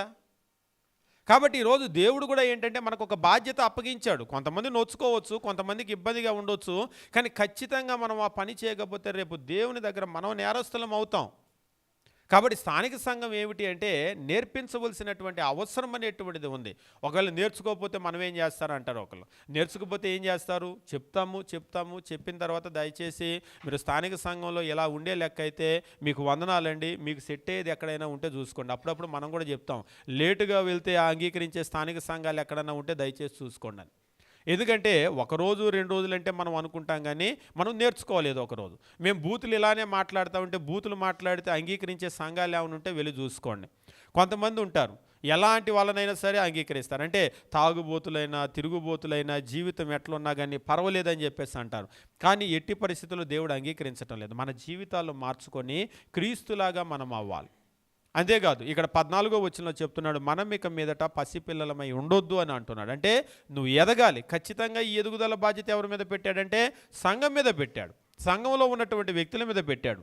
15వ వచనంలో అంటున్నాడు, ఇప్పుడు ప్రేమ కలిగి సత్యము చెప్పుచు క్రీస్తు వలె ఉండుటకు. మరలా చెప్తున్నాను, ప్రేమ కలిగి సత్యము చెప్పుచు క్రీస్తు వలె ఉండుటకు మనము అన్ని విషయాలలో ఎదుగుదుము. ఎన్ని విషయాల్లో? ఒక స్కూల్కి పంపించినటువంటి స్టూడెంటు ఉదాహరణకి 10th క్లాసు అన్ని సబ్జెక్టులు పాస్ అవ్వాలి. నాకు అసలు లెక్కలంటే అస్సలు నచ్చదండి, లెక్కలు మాత్రం వదిలేయండి ప్లీజ్ అంటే కుదురుతుందా? నువ్వు 10th దాటి వెళ్ళలేవు. నువ్వు అన్నీ నేర్చుకుంటే తప్ప నువ్వు దాటి వెళ్ళలేవు. క్రీస్తు కూడా మన నుంచి ఏమి ఎదురు చూస్తున్నాడంటే ఇక్కడ చెప్తున్నాడు, క్రీస్తు వలె ఉండుటకు మనం అన్ని విషయాలలో ఎదుగుతాము. అంటే ప్రతి విషయంలో కూడా ఎదగవలసినటువంటి బాధ్యత ప్రతి క్రైస్తవుడి మీద, క్రైస్తవురాలి మీద ఉంది. ఎవ్వరికి మినహాయింపు ఉండదు. ఒక్కోసారి కొంతమంది ఏమంటారంటే, అంటే మాకు చదువు లేదు కదా మేము నేర్చుకోలేమండి అని అంటారు. సరే, మీరు చదువు లేదు కదా నేర్చుకోలేమని అంటున్నారు, చదువు లేదు కదా పరలోకానికి వెళ్లకుండా మానేస్తారా? అయ్యా మాకు చదువు లేదు కదా మేము పరలోకానికి రాములే అంటారా? అక్కడ ఈ మాట అనరుగా. నాకు చదువు లేదులే నాకు అన్నం పెట్టొద్దు అంటారా? చదువుకున్న వాళ్ళు ఏం తింటున్నారు? చదువు లేకపోయినా నువ్వు అదే తింటున్నావుగా. చదువుకున్న వాళ్ళు బిర్యానీ తింటే నువ్వు బిర్యానీ తింటున్నావుగా. చదువుకున్న వాళ్ళు చికెన్ తింటే నువ్వు చికెన్ తింటున్నావుగా. చదువుకున్న వాళ్ళు ఫ్రై తింటే నువ్వు ఫ్రై తింటున్నావుగా. కడుపు దగ్గరకు వచ్చేసరికి అందరికీ కడుపు ఉన్నట్టు నాకు లేదా అన్నాడు ఒక ఆయన. ఇక్కడ బాగా అర్థమవుతుంది తెలివితేటలు. అందరికీ కడుపు ఉంది, నీకు కడుపు ఉంది. అందరికీ మరి ఏదైతే ఉందో నీకు అదే ఉంది. ఇప్పుడు కాబట్టి అందరినీ ఏదైతే అడుగుతాడో దేవుడు నిన్ను అదే అడుగుతాడు. రేపు నువ్వు చదువుకున్నావా, తెలుగు మీడియమా, ఇంగ్లీష్ మీడియమా, ఇవన్నీ దేవుడు అడగడు. ఇంకా చెప్పాలి అంటే పట్టణాల్లో ఉన్న వాళ్ళకి ఎలాగైతే తీర్పు ఉంటుందో పల్లెల్లో ఉన్న వాళ్ళకి అలాగనే తీర్పు ఉంటుంది. చదువుకున్న వాళ్ళకి ఎలా తీర్పు ఉంటుందో మోటోళ్ళకి మొరటోళ్ళకి అదే తీర్పు ఉంటుంది. ఇంకా చెప్పాలంటే అడవిలో ఉండేటువంటి అనాగరికులు కూడా, అంటే బట్ట కట్టుకోవటం తెలియనటువంటి వాళ్ళకు కూడా అదే క్రొత్త నిబంధన బట్టి తీర్పు ఉంటుంది. కాబట్టి ఒకే స్టాండర్డ్, అందరికీ కూడా ఒకటే కొలత. ఆ క్రొత్త నిబంధన బట్టి తీర్పు తీరుస్తున్నాడు. కాబట్టి మనం ఖచ్చితంగా ఏం చేయాలంటే దాన్ని చదివి, దాన్ని నేర్చుకొని, దాని ప్రకారంగా మన జీవితాలన్నీ కూడా మనం సరి చేసుకోవాలి. ఇప్పుడు ఒకసారి మీరు గమనించండి, 10th క్లాస్ అనగానే అందరూ ఒకే స్టాండర్డ్లో ఉంటారు, అంటే ఆ నాలెడ్జ్ విషయంలో. 9th అంటే అందరూ ఒకే స్టాండర్డ్లో ఉంటారు. 8th అంటే ఒకే స్టాండర్డ్లో ఉంటారు. ఉదాహరణకి వాళ్ళ పిల్లల అమ్మా నాన్నకి చదువు వచ్చినా రాకపోయినా, వాళ్ళ కుటుంబ నేపథ్యం ఏదైనా సరే, వాళ్ళు స్కూల్లోకి వచ్చిన తర్వాత అందరూ ఒక స్టాండర్డ్లోకి వచ్చేస్తారు. ఎందుకు? ఒక స్కూల్లో మీరు చూడండి, ఒక క్లాసులో అందరికీ ఒకే పాఠాలు ఒకే స్టాండర్డ్లోకి వచ్చేస్తారు. అంటే ఒక సిలబస్ అక్కడ పెట్టి చదివిస్తూ ఉన్నారు కాబట్టి. ఇప్పుడు దేవుడు కూడా ఏం చేశాడంటే మనకు క్రొత్త నిబంధన అనే ఒక సిలబస్ను పెట్టి అందరినీ కూడా ఒకే స్టాండర్డ్లోకి తీసుకొని రావాలనేటువంటిది ఆయన యొక్క ఆలోచన. ఒకవేళ ఆ స్టాండర్డ్లో కనుక మనం రాకుండా మనం ఫెయిల్ అయితే అది మన యొక్క ఫెయిల్యూర్ అవుతుంది, కానీ దేవుడు దాన్ని చూసి చూడనట్లుగా ఆయన పరిగణించి పరలోకంలోకి తీసుకోవటం అనేటువంటిది ఉండదు. కాబట్టి ఇక్కడ మనం గమనించవలసినటువంటి విషయం ఏమిటి అంటే మనమందరం కూడా ఎదగాలి, అన్ని విషయాల్లో ఎదగాలి. ఇక్కడ ముఖ్యంగా 15వ విషయంలో ప్రేమ కలిగి సత్యము చెప్పొచ్చు. ఈరోజు ప్రపంచంలో జరిగేటువంటి విషయం ఏమిటంటే సత్యము చెప్పొచ్చు, ముందు మాట వదిలేస్తున్నారు. సత్యం చెప్పుచూ ముందుకెళ్ళిపోతూ ఉన్నారు. కానీ సత్యం అనేటువంటిది ఎట్లా చెప్పమన్నారు? ఒకసారి ఒక వ్యక్తి ఒక ఆర్టికల్ రాసినప్పుడు అది చదువుతూ ఉన్నాను. చదివేటప్పుడు వ్యభిచారంలో ఉన్నటువంటి ఒక స్త్రీ, అంటే ఆమె జీవితం బాగలేదు, తను తప్పు చేస్తూ ఉంది, పొరపాటు చేస్తూ ఉంది. అంతకుముందు ఆమెకు చాలాసార్లు వాక్యం చెప్పారు, చాలాసార్లు వాక్యం ఉంది. అయితే ఆమెకు ఒకసారి సంఘానికి సంబంధించినటువంటి ఒక పెద్ద మరొక ఆయన కూర్చొని వాక్యం చెప్తూ ఉన్నారు. వాక్యం చెప్పినప్పుడు చాలాసార్లు బాప్తిసం గురించి వింది. వీళ్ళు కూడా బాప్తిసాన్ని గురించి చెప్పారు, వినది. అంటే పాపం వదిలిపెట్టేసి మనం మారు మనసు పొంది ఖచ్చితంగా నువ్వు ఇట్లా ఉండాలి, అలా ఉన్నప్పుడు మాత్రమే పరలోకానికి వెళ్తావని చెప్పేసి అన్నప్పుడు ఆమె బాప్తిసం పొందడానికి అంగీకరించింది. అంగీకరించినప్పుడు పక్కన ఉన్నటువంటి ఒకరు క్వశ్చన్ అడిగారు, ఏ విషయాలు కదా చాలా కాలం నుంచి చెప్తున్నామో, అప్పుడు నువ్వు అంగీకరించకుండా ఇప్పుడు ఎందుకు అంగీకరించావు, ఏ కొత్త విషయాలు నేర్చుకున్నావు నువ్వు ఇప్పుడు అని చెప్పిన సమాధానం ఏంటంటే, ఇంతకుముందు నాకు ఈ విషయాలు చాలామంది చెప్పారు, విషయాల్లో కొత్త ఏమీ లేదు, ఇప్పుడు చెప్పింది కూడా అదే విషయం ఆయన. కాకపోతే ఇంతకుముందు చెప్పినటువంటి వాళ్ళ కళ్ళలో నేను నా గురించి అంత అక్కర చూడలేదు. అంటే ఆ ప్రేమ, మీకు కళ్ళు అనేటువంటివి ఉంటాయి కదా, కళ్ళలో కోపం కనబడుతుంది. మీరు నమ్మరా? కళ్ళలో కోపం ఎట్లా కనబడుతుందని? కళ్ళు కూడా కొన్ని ఎమోషన్స్ని పండిస్తే అవి చూపిస్తాయి. కళ్ళుని ఎర్ర చేయటం అని అంటారు కదా. అదే ప్రేమతో ఉన్నప్పుడు ఒకలాగా ఉంటే, జాలితో ఉన్నప్పుడు ఒకలాగా ఉంటే, కళ్ళు కూడా కొంచెము చెమ్మ వస్తాయి కదా, కళ్ళు చెమర్చటం అని చెప్పేసి అంటారు. అంటే మన ఎమోషన్ అనేటువంటిది వచ్చినప్పుడు కళ్ళలో చెమ్మ అనేటువంటిది వస్తుంది. అంటే మన లోపల ఉన్నటువంటి మన హ్యూమన్ బ్రెయిన్కి ఈ కళ్ళకు ఒక సంబంధం ఉంటుంది. ఆమె వీటిని చాలా జాగ్రత్తగా చూస్తూ ఉంది. ఆ వాయిస్, ఆ టోను, అది చెప్పేటప్పుడు నువ్వు నీ జీవితంలో గనక ఇట్లనే ముందుకు వెళ్తే నువ్వు నశించిపోతావని చెప్పటం మాత్రమే కాదు, ఆ నశించిపోతావని ఆయన చెప్పేటప్పుడు ఆయన కళ్ళలో వచ్చినటువంటి ఆ చెమ్మని నేను చూశాను. నన్ను గురించి ఆయన బాధపడుతున్నాడు. మిగిలిన వాళ్ళు కూడా చెప్పారు, మిగిలిన వాళ్ళు కూడా సేమ్ అదే రిఫరెన్సు, నమ్మి బాప్తిసం పొందితే రక్షించబడతాడు, నమ్మని వానికి శిక్ష విధించబడుతుంది. కానీ చెప్పినప్పుడు వాళ్ళలో ఆ ఎమోషన్ ఏమీ లేదు. అయ్యో ఎదుటున్నటువంటి ఈమె నరకానికి వెళ్ళిపోతుంది అనేటువంటి ఆ ఎమోషన్ ఏమీ లేదు. కాబట్టి అది నన్ను కదిల్చింది. మీరు పిల్లలకు కూడా చెప్పండి, చెప్పేటప్పుడు ప్రేమతో కనుక చెప్పినట్లయితే ఆ ఎమోషన్ వాళ్ళని బలవంతం చేస్తుంది. ఈ పని చేస్తే మా అమ్మకి నచ్చదు, ఈ పని చేస్తే మా నాన్నకి నచ్చదు. మీరు ఎదురుగా ఉన్నా ఎదురుగా లేకపోయినా వాళ్ళని ఆ ఎమోషన్ అనేటువంటిది కట్టేస్తుంది. అలా కాకుండా బెత్తమైతే ఎంతవరకు కట్టేస్తుంది? ఎదురుగా ఉంటే యాయ్ అంటే భయపడతారు, పక్కకి వెళ్ళగానే లేరుగా ఇప్పుడు చేద్దాంలే అని అంటారు. కాబట్టి మనిషిని ఆ ఎమోషన్స్ అనేటువంటివి చాలా చాలా బంధించి వేస్తూ ఉంటాయి. సత్యం చెప్పేటువంటి విషయంలో కూడా దేవుని వాక్యం ఏమంటున్నాడంటే, మీరు గమనించండి, క్రీస్తు ప్రభు చెప్పినప్పుడు ఎందుకు అంతమంది మారారు అంటే, ఆయన రోజు వెళ్ళి వాక్యం చెప్పేవాడు, మనం రోజు వెళ్ళి వాక్యం చెబుతున్నాం. కొంతమంది వాక్యం చెబితే ఎవడు వినడు. ఒకసారి మేము ఒక ఊరు వెళ్ళాం, ఒక ప్రసంగం చేశాను నేను. ఆ ప్రసంగం చేసిన తర్వాత ఆయన అన్నాడు, రోజు ఈ వచనాలు మేము చెబుతున్నాం అయ్యగారు అని. రోజు ఈ వచనాలు కాదు ఇంకే వచనాలు చెబుతాం, మీ చేతిలో ఉన్న బైబిల్ నా చేతిలో ఉంది, నేను చెప్పేది మీరు చెప్తారు, మీరు చెప్పేది నేను చెప్తాను, నేను చెప్పేది అందరూ చెప్తాం, ఎవరు చెప్పినా అవే చెప్తాం. కాకపోతే ఎదుటి వాళ్ళు ఉంటారు కదా, ఎట్లా చెప్తున్నారు అనేటువంటి విషయాన్ని వాళ్ళు చూస్తూ ఉంటారు. క్రీస్తు ప్రభు కూడా మనం చెప్పిన విషయాలే చెప్పాడు, పోనీ లేకపోతే ఆయన చెప్పిన విషయాలే మనం చెప్తున్నాం. కానీ ఆయన చెప్పినప్పుడు ఎక్కువ మంది మారారు. ఎందుకు?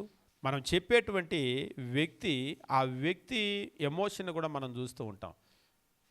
ఉదాహరణకు కొంతమంది చెప్తారు, నమ్మి బాప్తిసం పొందిన వారు రక్షించబడతారు, నమ్మని వానికి శిక్ష విధింపారే. నాశనం అయిపోతారా, కాలిపోతారా, బూడిదైపోతారా, మట్టి కొట్టుకొని పోతారా, మీరు మీ పిల్లలు పోతారా అంటే సరే పోతాము, పోతే ఏంటంట అంటాడు. మార్రాళ్ళు మారండి, మారి చావరు, చెప్పాగా ఈ జనాలు ఇంతే అంటున్నాడు.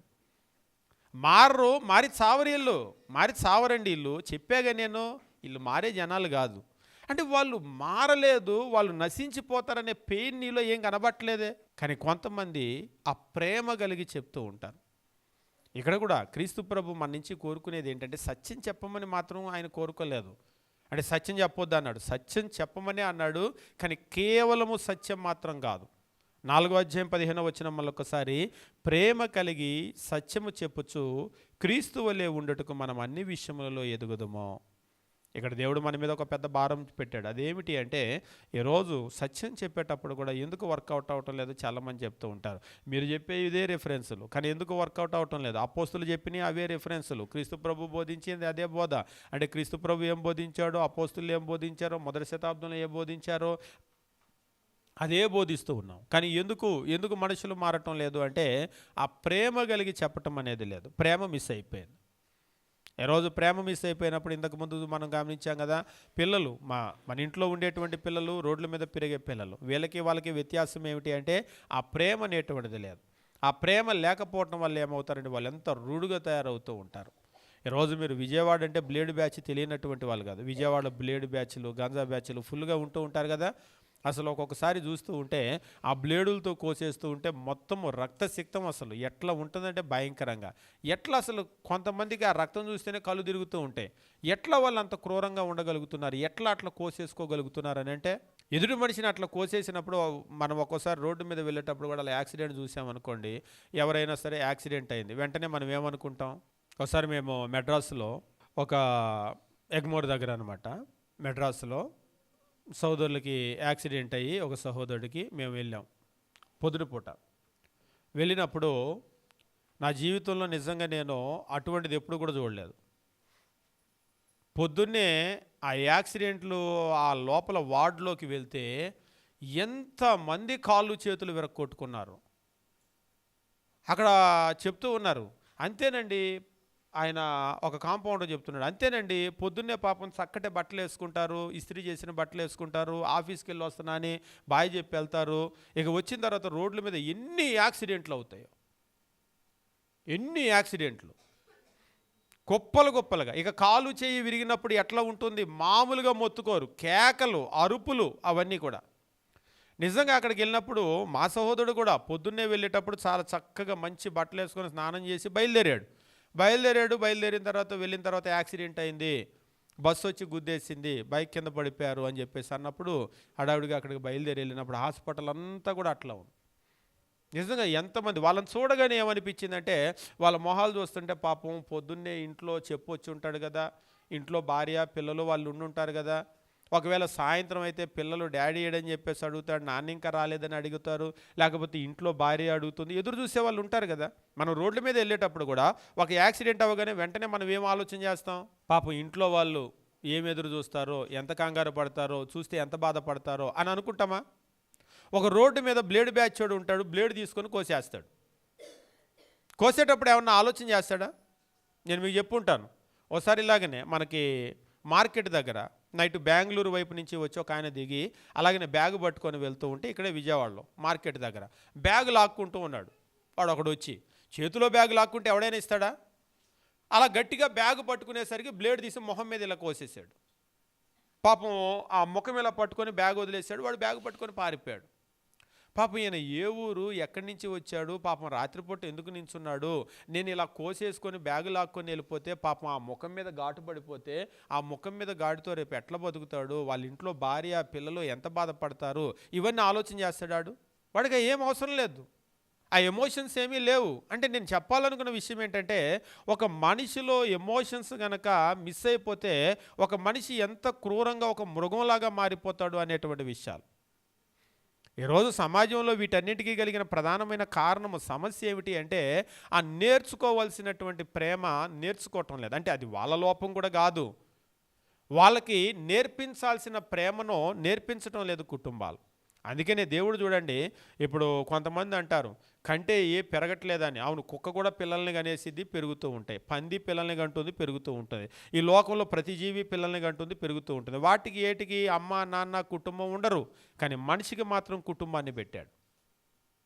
మీరు కావాలంటే ఒక కుక్క పిల్లని తీసుకొని వెళ్ళిపోయి ఎక్కడైనా వదిలేసేయండి, కుక్క పిల్లని తీసుకొని, అది పెరుగుతూ ఉంటుంది. కానీ మనిషి మాత్రము ఖచ్చితంగా ప్రేమలు, అనురాగాలు, ఆప్యాయతలు వీటి మధ్య పెరగవలసినటువంటి ఒక వ్యక్తి. అందుకని దేవుడు ఏం చేశాడంటే కుటుంబం అనేటువంటి ఒక వ్యవస్థను ఏర్పాటు చేసి అమ్మ నాన్న, చుట్టాలు, బంధువులు, ఒక సమాజము, దీనంతటిని కూడా ఏర్పాటు చేశాడు.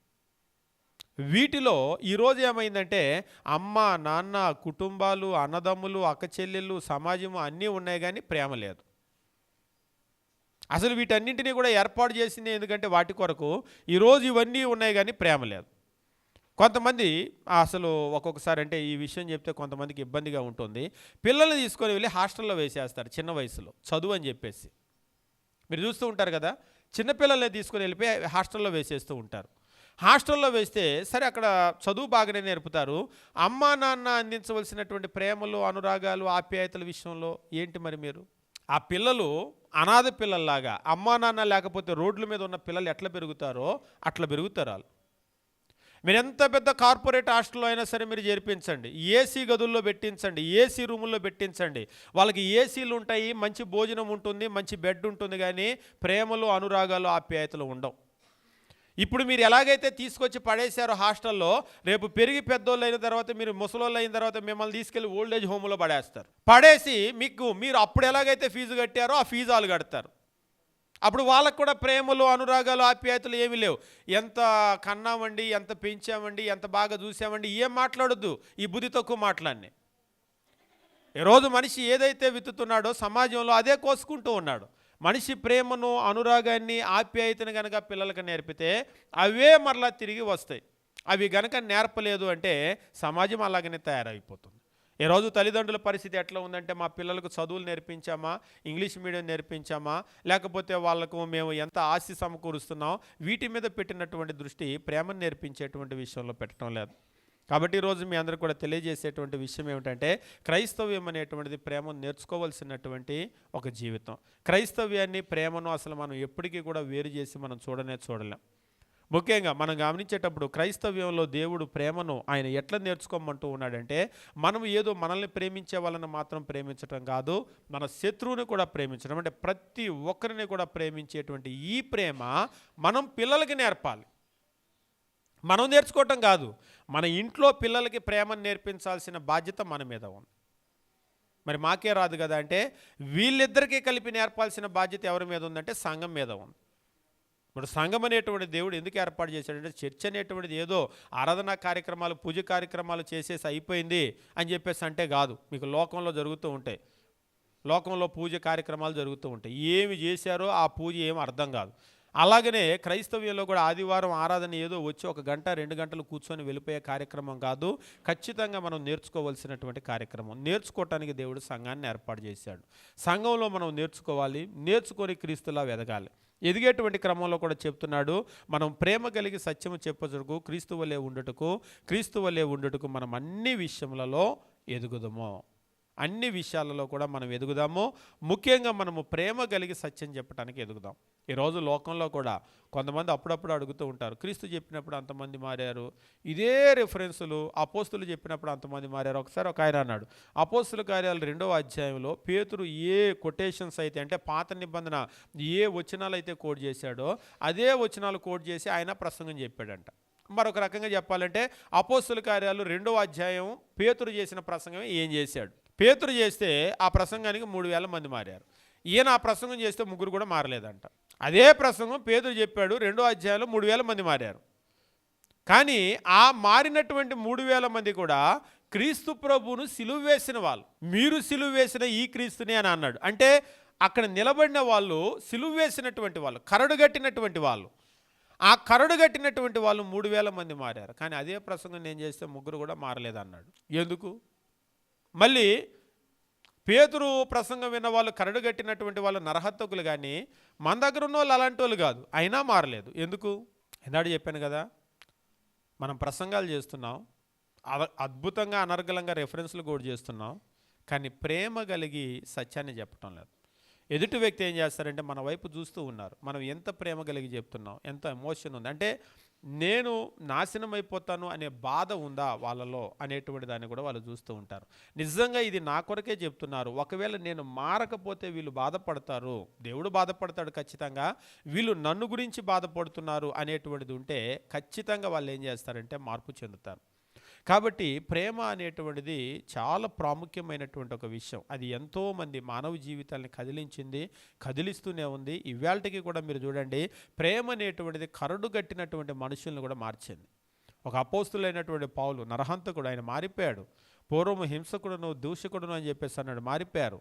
మీరు బైబిల్లో కనుక చూసినట్లయితే దొంగలు, వ్యభిచారులు, వీళ్ళందరూ కూడా మారిపోయారు. అంటే దానిలో కేవలం సత్యం మాత్రం కాదు, ఆ సత్యానికి ఏది తోడైందంటే ప్రేమ తోడైంది. మరి ఈరోజు సమస్య ఏమిటి అంటే ఈరోజు కేవలం సత్యం మాత్రమే ముందుకు వెళ్తుంది, కానీ దానికి ప్రేమ అనేటువంటిది తోడవటం లేదు. తోడు అవ్వకపోవటానికి కూడా ఒక ప్రధానమైన సమస్య ఉంది.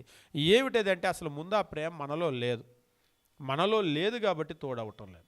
కాబట్టి ఈరోజు మనం నేర్చుకోవాల్సింది ఏమిటి అంటే మనం ప్రేమను నేర్చుకోవాల్సినటువంటి అవసరం ఉంది. ఆ ప్రేమను కనుక మనం నేర్చుకోకపోతే ఎట్టి పరిస్థితుల్లో మనము ముందుకు వెళ్ళలేం మన జీవితంలో. అంతేకాదు, ప్రేమను కనుక మనం నేర్చుకోకపోతే మనం ఎట్టి పరిస్థితుల్లో దేవునికి మహిమ తెచ్చేటువంటి ఒక వ్యక్తిగా మనం ఉండలేం. బైబిల్లో కనుక మీరు గమనించినట్లయితే ఈ ప్రేమ అనేటువంటి దాన్ని ఒక ఆజ్ఞగా ఇవ్వటాన్ని మనం గమనిస్తూ ఉంటాం. కుటుంబంలో కూడా ప్రేమ అనేటువంటిది ఒక ఆజ్ఞగా ఇవ్వబడుతూ ఉంటుంది. అంటే కుటుంబంలో కూడా తల్లిదండ్రులు, అదే రీతిగా పిల్లలు, భార్య భర్తలు మీరు కనుక చూసినట్లయితే ఏ సంబంధమైనా సరే దాని మధ్యలో ప్రేమ అనేటువంటి ఒకదాన్ని దేవుడు పెట్టడాన్ని మనం గమనిస్తూ ఉంటాం. అయితే రోమిలకు రాసినటువంటి పత్రిక మనం గమనించేటప్పుడు దేవుని వాక్యం ఈ రీతిగా తెలియజేస్తూ ఉంటాడు.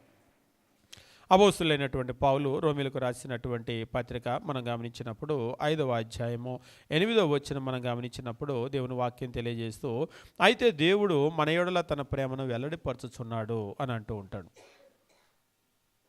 రోమిలకు రాసిన పత్రిక 5వ అధ్యాయం 8వ వచనం, అయితే దేవుడు మన యెడల తన ప్రేమను వెల్లడిపరచుచున్నాడు, ఎట్లనగా మనమింకను పాపులమై ఉండగానే క్రీస్తు మన కొరకు చనిపోయాను. కొంతమంది అడిగేటువంటి ప్రశ్న ఏమిటంటే నేను ఎలాంటి వాళ్ళను ప్రేమించాలి, లేదా ఎప్పుడు నేను ప్రేమించడం అనేటువంటిది నేను ప్రారంభించాలి. దాదాపుగా మంచోళ్ళు అయితే మనము దగ్గరకు రానివ్వటము, మంచి వాళ్ళైతే మనం ప్రేమించడం మనం చేస్తూ ఉంటాం. మంచి వాళ్ళని ఎవరైనా సరే ప్రేమిస్తారు. ఇప్పుడు లోకంలో మీరు గమనించినట్లయితే మంచి వాళ్ళని ఎవరైనా సరే ప్రేమిస్తూ ఉంటారు. చెడ్డవాళ్ళని పోనీ మనమే ఉన్నాం, మీకు మంచి వాళ్ళు నచ్చుతారా చెడ్డవాళ్ళు నచ్చుతారా అన్నారు. మీరేం చెప్తారు? నాకు నెంబర్ 1 చెడ్డవాళ్ళంటే బాగా నచ్చుతారండి అని అంటారా? కొంతమంది నా దగ్గరకు కూడా రావద్దు, అసలు పోవతలకు పోనా అంటారు. మనం చెడ్డవాళ్ళమైనా సరే మీరు గమనించండి, మనం చెడ్డవాళ్ళమైనా సరే మనకు చెడ్డవాళ్ళు నచ్చరు. ఒకసారి ఒకళ్ళు అంటున్నారు, నాకు అబద్ధాలు చెప్పేవాళ్ళంటే అస్సలు నచ్చదని. అంటే ఆయనతో అబద్ధం చెప్పారు, అబద్ధం చెప్పేసరికి నాకు అబద్ధాలు చెప్పేవాళ్ళంటే అస్సలు నచ్చదని. అంటే నువ్వు అబద్ధాలు చెప్పవా అని అడిగితే వాళ్ళు బాగానే అబద్ధం చెప్తారు, కానీ వాళ్ళకి అబద్ధాలు చెప్పేవాళ్ళంటే నచ్చదు. అంటే వాళ్ళు బాగానే మోసం చేస్తారు, కానీ వాళ్ళని ఎవరన్నా మోసం చేస్తే నచ్చదు. వాళ్ళందరినీ తిడతారు, వాళ్ళని కనుక ఎవరైనా తిరిగి తిట్టారంటే నచ్చదు. అంటే మనం చెడ్డవాళ్ళమైనా సరే మనకి చెడ్డవాళ్ళు నచ్చరు. చెడ్డవాళ్ళకు కూడా మంచి వాళ్ళే నచ్చుతారు, మంచి వాళ్ళకి మంచి వాళ్ళే నచ్చుతారు. అంటే లోకానికి మంచి వాళ్ళు కావాలా చెడ్డవాళ్ళు కావాలా?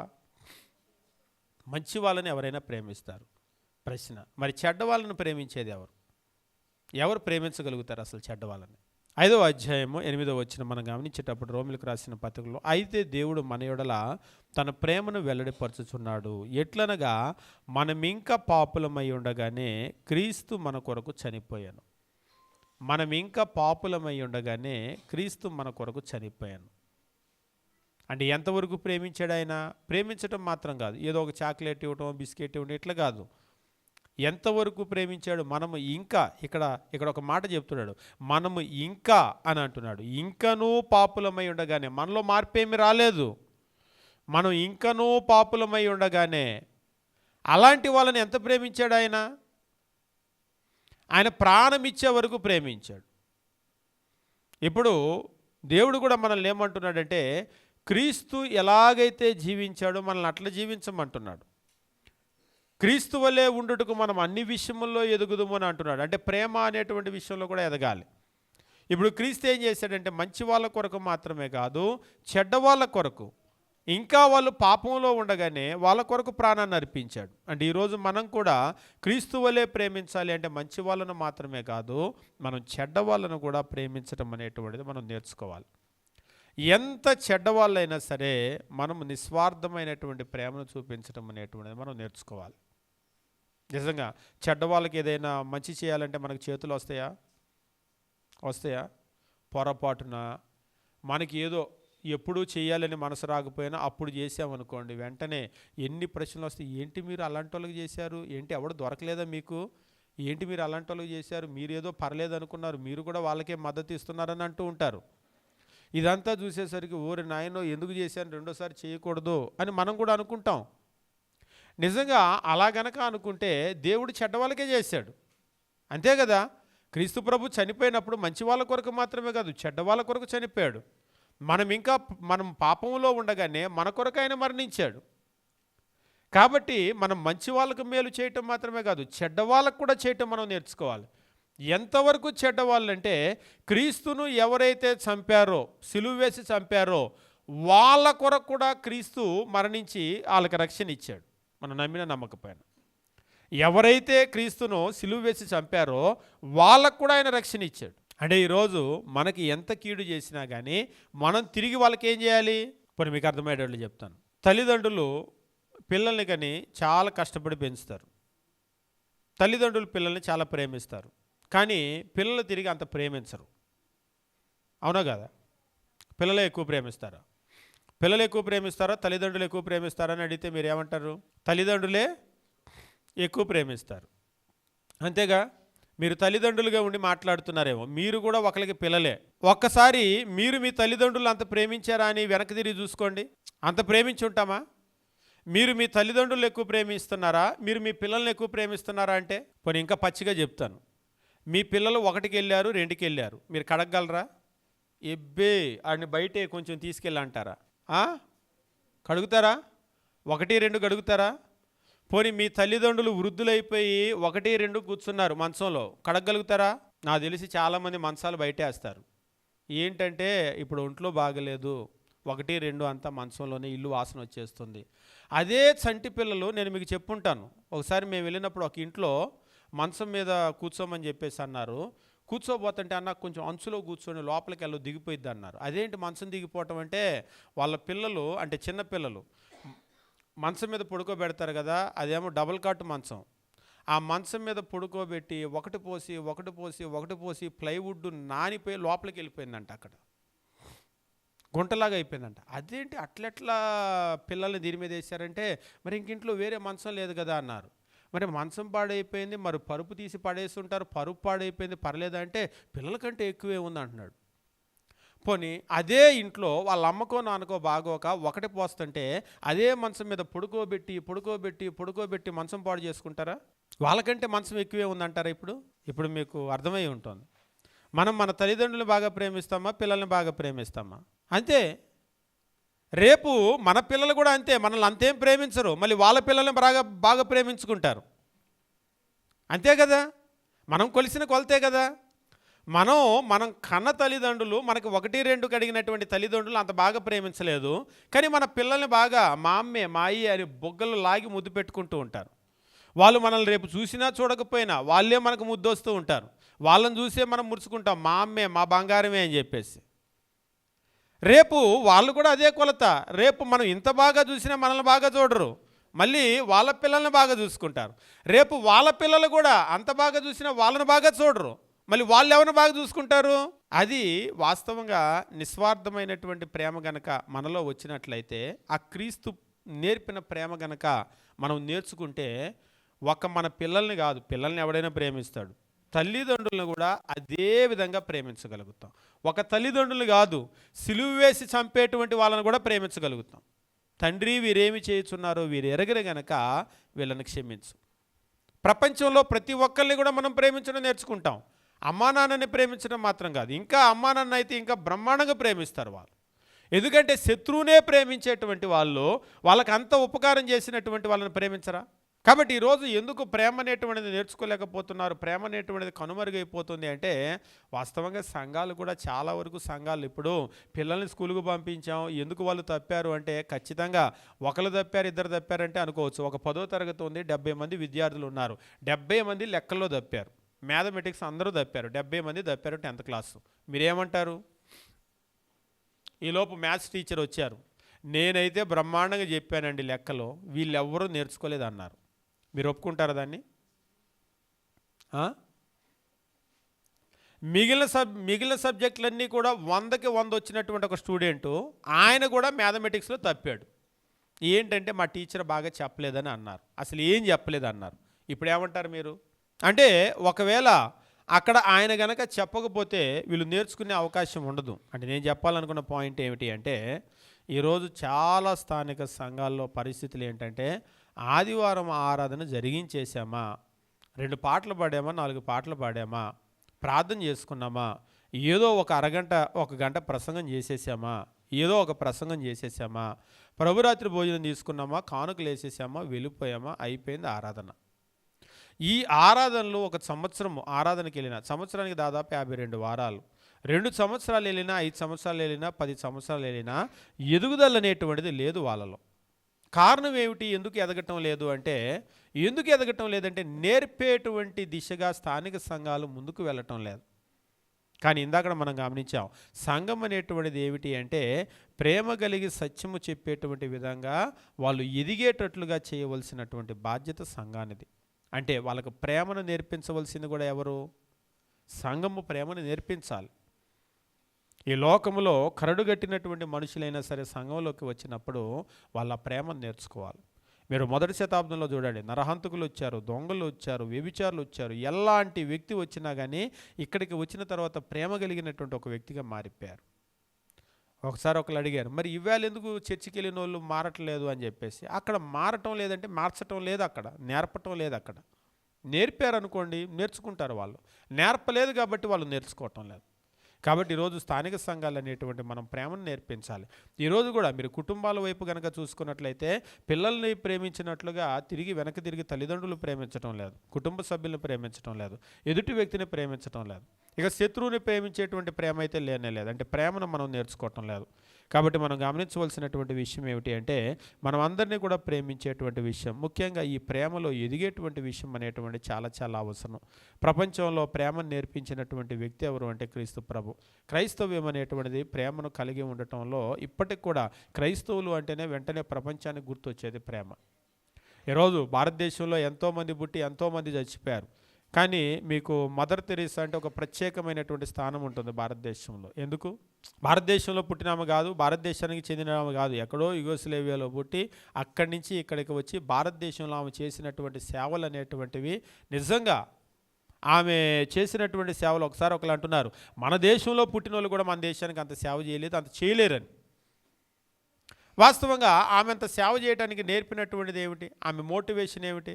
అప్పుడప్పుడు క్రీస్తు ప్రభు క్రైస్తవ్యము ఆమెను అంత మోటివేట్ చేసిందే, అదే బైబిల్ చదివేటువంటి మనల్ని ఎందుకు అది మోటివేట్ చేయట్లేదు? మరి క్రీస్తు ప్రేమ మనం ఎప్పుడు కదా దాన్ని నేర్చుకోవాలని వచ్చాము. మీకు ఒక విషయం చెప్పి ముగించేస్తాను. కొంతమంది పిల్లలు ఉంటారు, వాళ్ళకు కొన్ని పాఠాల మీద చాలా ఆసక్తి ఉంటుంది. ఎప్పుడైతే వాళ్ళకు కావలసినటువంటి పాఠాలు చెప్తూ ఉంటారో చాలా జాగ్రత్తగా విని నేర్చుకుంటూ ఉంటారు. అదే పాఠము ఆ పక్కన ఉన్నవాళ్ళు ఎవరైతే ఉంటారో వాళ్ళు ఆ పాఠం చెప్తుంటే వినరు, అసలు చాలా కేర్లెస్గా ఉంటూ ఉంటారు. అండ్ నేను చెప్పాలనుకున్న విషయం ఏమిటి అంటే ప్రేమను గురించి చాలామంది మనకు నేర్పేటప్పుడు కూడా అది మనకు సంబంధించింది కాదులే, బైబిల్ అంటే అంతే చెప్తాడులే, దేవుడు అంటే అంతే చెప్తాడులే, మనం చేసుకునేది మనం చేసుకుందాంలే అన్నట్టు ఉంటారు. కానీ ఎవరైతే నేర్చుకోవాలి అన్నటువంటి ఆసక్తి ఉంటుందో వాళ్ళు చాలా దాన్ని నేర్చుకున్నారు, అవి ఆకర్షించబడ్డారు, క్రీస్తు వైపు తిరిగి ఆకర్షించబడ్డారు, దాన్ని నేర్చుకున్నారు, దాన్ని ప్రపంచానికి చూపించారు. ఈరోజు మనమైనా సరే ఆ ప్రేమను గనక నేర్చుకొని ఆ ప్రేమను తిరిగి ప్రపంచానికి గనక మనం చూపించగలిగితే మనం కూడా ప్రపంచం గుర్తుపెట్టుకునేటువంటి అంత గొప్ప మనుషులుగా మారిపోతాం. అలా కాకుండా నేనేదో ఆదివారం వస్తాను, కూర్చుంటాను, లేచి వెళ్ళిపోతాను అని కనుక అనుకుంటే మనకు లోకంలో చెప్తూ ఉంటారు, నలుగురితో నారాయణ, గుంపులో గోవింద, అందరితో పాటు వెళ్ళిపోవటం అని. అలాగనే అందరితో పాటే రావటం, అందరితో పాటే వెళ్ళిపోవటం. కానీ మనం ప్రత్యేకంగా నేర్చుకునేటువంటిది ఏమీ ఉండదు. మన జీవితం ప్రత్యేకంగా గుర్తుపెట్టుకునేటువంటి జీవితంగా కూడా ఏమీ ఉండదు. కాబట్టి మన జీవితంలో ప్రేమ అనేటువంటి చాలా కీలకమైనటువంటి విషయం. ఆ ప్రేమ కనుక మనం నేర్చుకున్నట్లయితే మనం క్రైస్తవులుగానే ఉండలేం. కాబట్టి క్రైస్తవ్యం అనేటువంటిది ప్రేమను నేర్చుకోవాల్సినటువంటి ఒక ప్రాముఖ్యమైనటువంటి జీవితం. ఈరోజు ప్రేమ అనేటువంటి చాలా కీలకం. మానవ సమాజాలు కనుక మీరు చూసినట్లయితే సమాజాలు పతనమైపోవటానికి ప్రేమ లేకపోవటం కారణం. ప్రపంచంలో నేరం పెరగటానికి కూడా ప్రేమ లేకపోవటం అనేటువంటిది ప్రధానమైనటువంటి కారణం. ఇంకా ఈ ప్రేమ లేకపోతే అనేక రకాలైనటువంటి సమస్యలు, అవి వ్యక్తిగత జీవితం కావచ్చు, కుటుంబం కావచ్చు, లేకపోతే సమాజం కావచ్చు, వీటిలో ప్రేమ లేకపోవటం అనేటువంటిది ప్రధానమైనటువంటి కారణం అన్నమాట. ఈ ప్రేమ అయితే ఎప్పుడు కలిగి ఉంటారో ఒక మనిషి మరొక మనిషికి హాని చేయలేడు. హాని చేయలేకపోవటం మాత్రమే కాదు, ఒక మనిషి మరొక మనిషికి మేలు చేయకుండా ముందుకు వెళ్ళలేడు, ముందుకు ఎట్టి పరిస్థితుల్లో వెళ్ళలేడు. మీరు కనుక గమనించినట్లయితే మంచి సమరైన కథలో కూడా ఒక పాయింట్ నేను జ్ఞాపకం చేసి ముగించేస్తాను. ఆ మంచి సమరైన కథలో కూడా దొంగలు కొట్టి పడేసినటువంటి ఒక వ్యక్తిని చూసుకుంటూ ఒక యాజకుడు వెళ్ళిపోయాడు, ఒక లేవిడు వెళ్ళిపోయాడు, కానీ ఒక సమరయుడు దాటి వెళ్ళలేకపోయాడు. ఎందుకు దాటి వెళ్ళలేకపోయాడంటే వాడిని చూసినప్పుడు వాని మీద జాలిపడ్డాడు. ఆ ప్రేమ అనేటువంటిది ఆయనలో వచ్చింది. అది వచ్చింది కాబట్టి దాటి వెళ్ళలేకపోయాడు. మిగిలిన వాళ్ళు ఎలా దాటి వెళ్ళిపోయారంటే వాళ్ళలో రాలేదు కాబట్టి వాళ్ళు దాటి వెళ్ళిపోయారు. మనం ఎదుటి వ్యక్తిని కనుక ప్రేమించామనుకోండి, వాళ్ళ మీద కనుక ఒక ప్రేమ ఉన్నట్లయితే మనం దాటి వెళ్ళాం. కావాలంటే నేను మీకు ఒక విషయం చెప్తాను. రోడ్డు మీద ఒక యాక్సిడెంట్ చూసుకుంటూ దాటి వెళ్ళిపోతున్నారు. ఎవరో యాక్సిడెంట్ అయింది. అదే మన కుటుంబ సభ్యుడికి యాక్సిడెంట్ అయింది, ఇంట్లో పొద్దున బయలుదేరి వచ్చారు, అలా యాక్సిడెంట్ అయింది, చూసుకుంటూ వెళ్ళిపోగలరా? ఎందుకు వెళ్ళరు? ఇప్పుడు ఏంటి మన ఇంట్లో పొద్దున బయలుదేరినటువంటి మన భార్య లేకపోతే భర్త లేకపోతే మన పిల్లల అని చెప్పేసి అంటే వెంటనే ఏం చేస్తాము? వెంటనే ఉన్న పలంగా ఆగిపోయి ఇక ప్రపంచం ఏమి గుర్తురాదు. ఇక మనకి వెంటనే వెళ్ళని తీసుకుని వెళ్ళిపోతాం, హాస్పిటల్కి వెళ్ళిపోతాం, మిగిలిన కార్యక్రమాలు రద్దయిపోతాయి, అక్కడే ఉండిపోతాం. కారణం ఏమిటి అంటే వాళ్ళ మీద మనకున్నటువంటి ప్రేమ. కాబట్టి ఒక మనిషి మీద ఎప్పుడైతే మనకు ప్రేమ ఉంటుందో ఆ ప్రేమ అనేటువంటిది మన చేత ఆ కార్యాలు చేయిస్తుంది. ప్రేమ లేనప్పుడు ఒక యంత్రం కూడా పనిచేస్తుంది. ఇందాక చెప్పాను కదా, ఆర్టిఫిషియల్ ఇంటెలిజెన్స్ పెరిగి అన్ని పనులు చేస్తున్నాయి మరబొమ్మలు, అవి కూడా చేస్తాయి, కాకపోతే ప్రేమ ఉండదు. కాబట్టి మనిషి ప్రేమ కలిగి మనం వాటిని చేయటానికి మనం నేర్చుకుందాం. దేవుడు మనల్ని మన కుటుంబాలను దీవించునుగాక.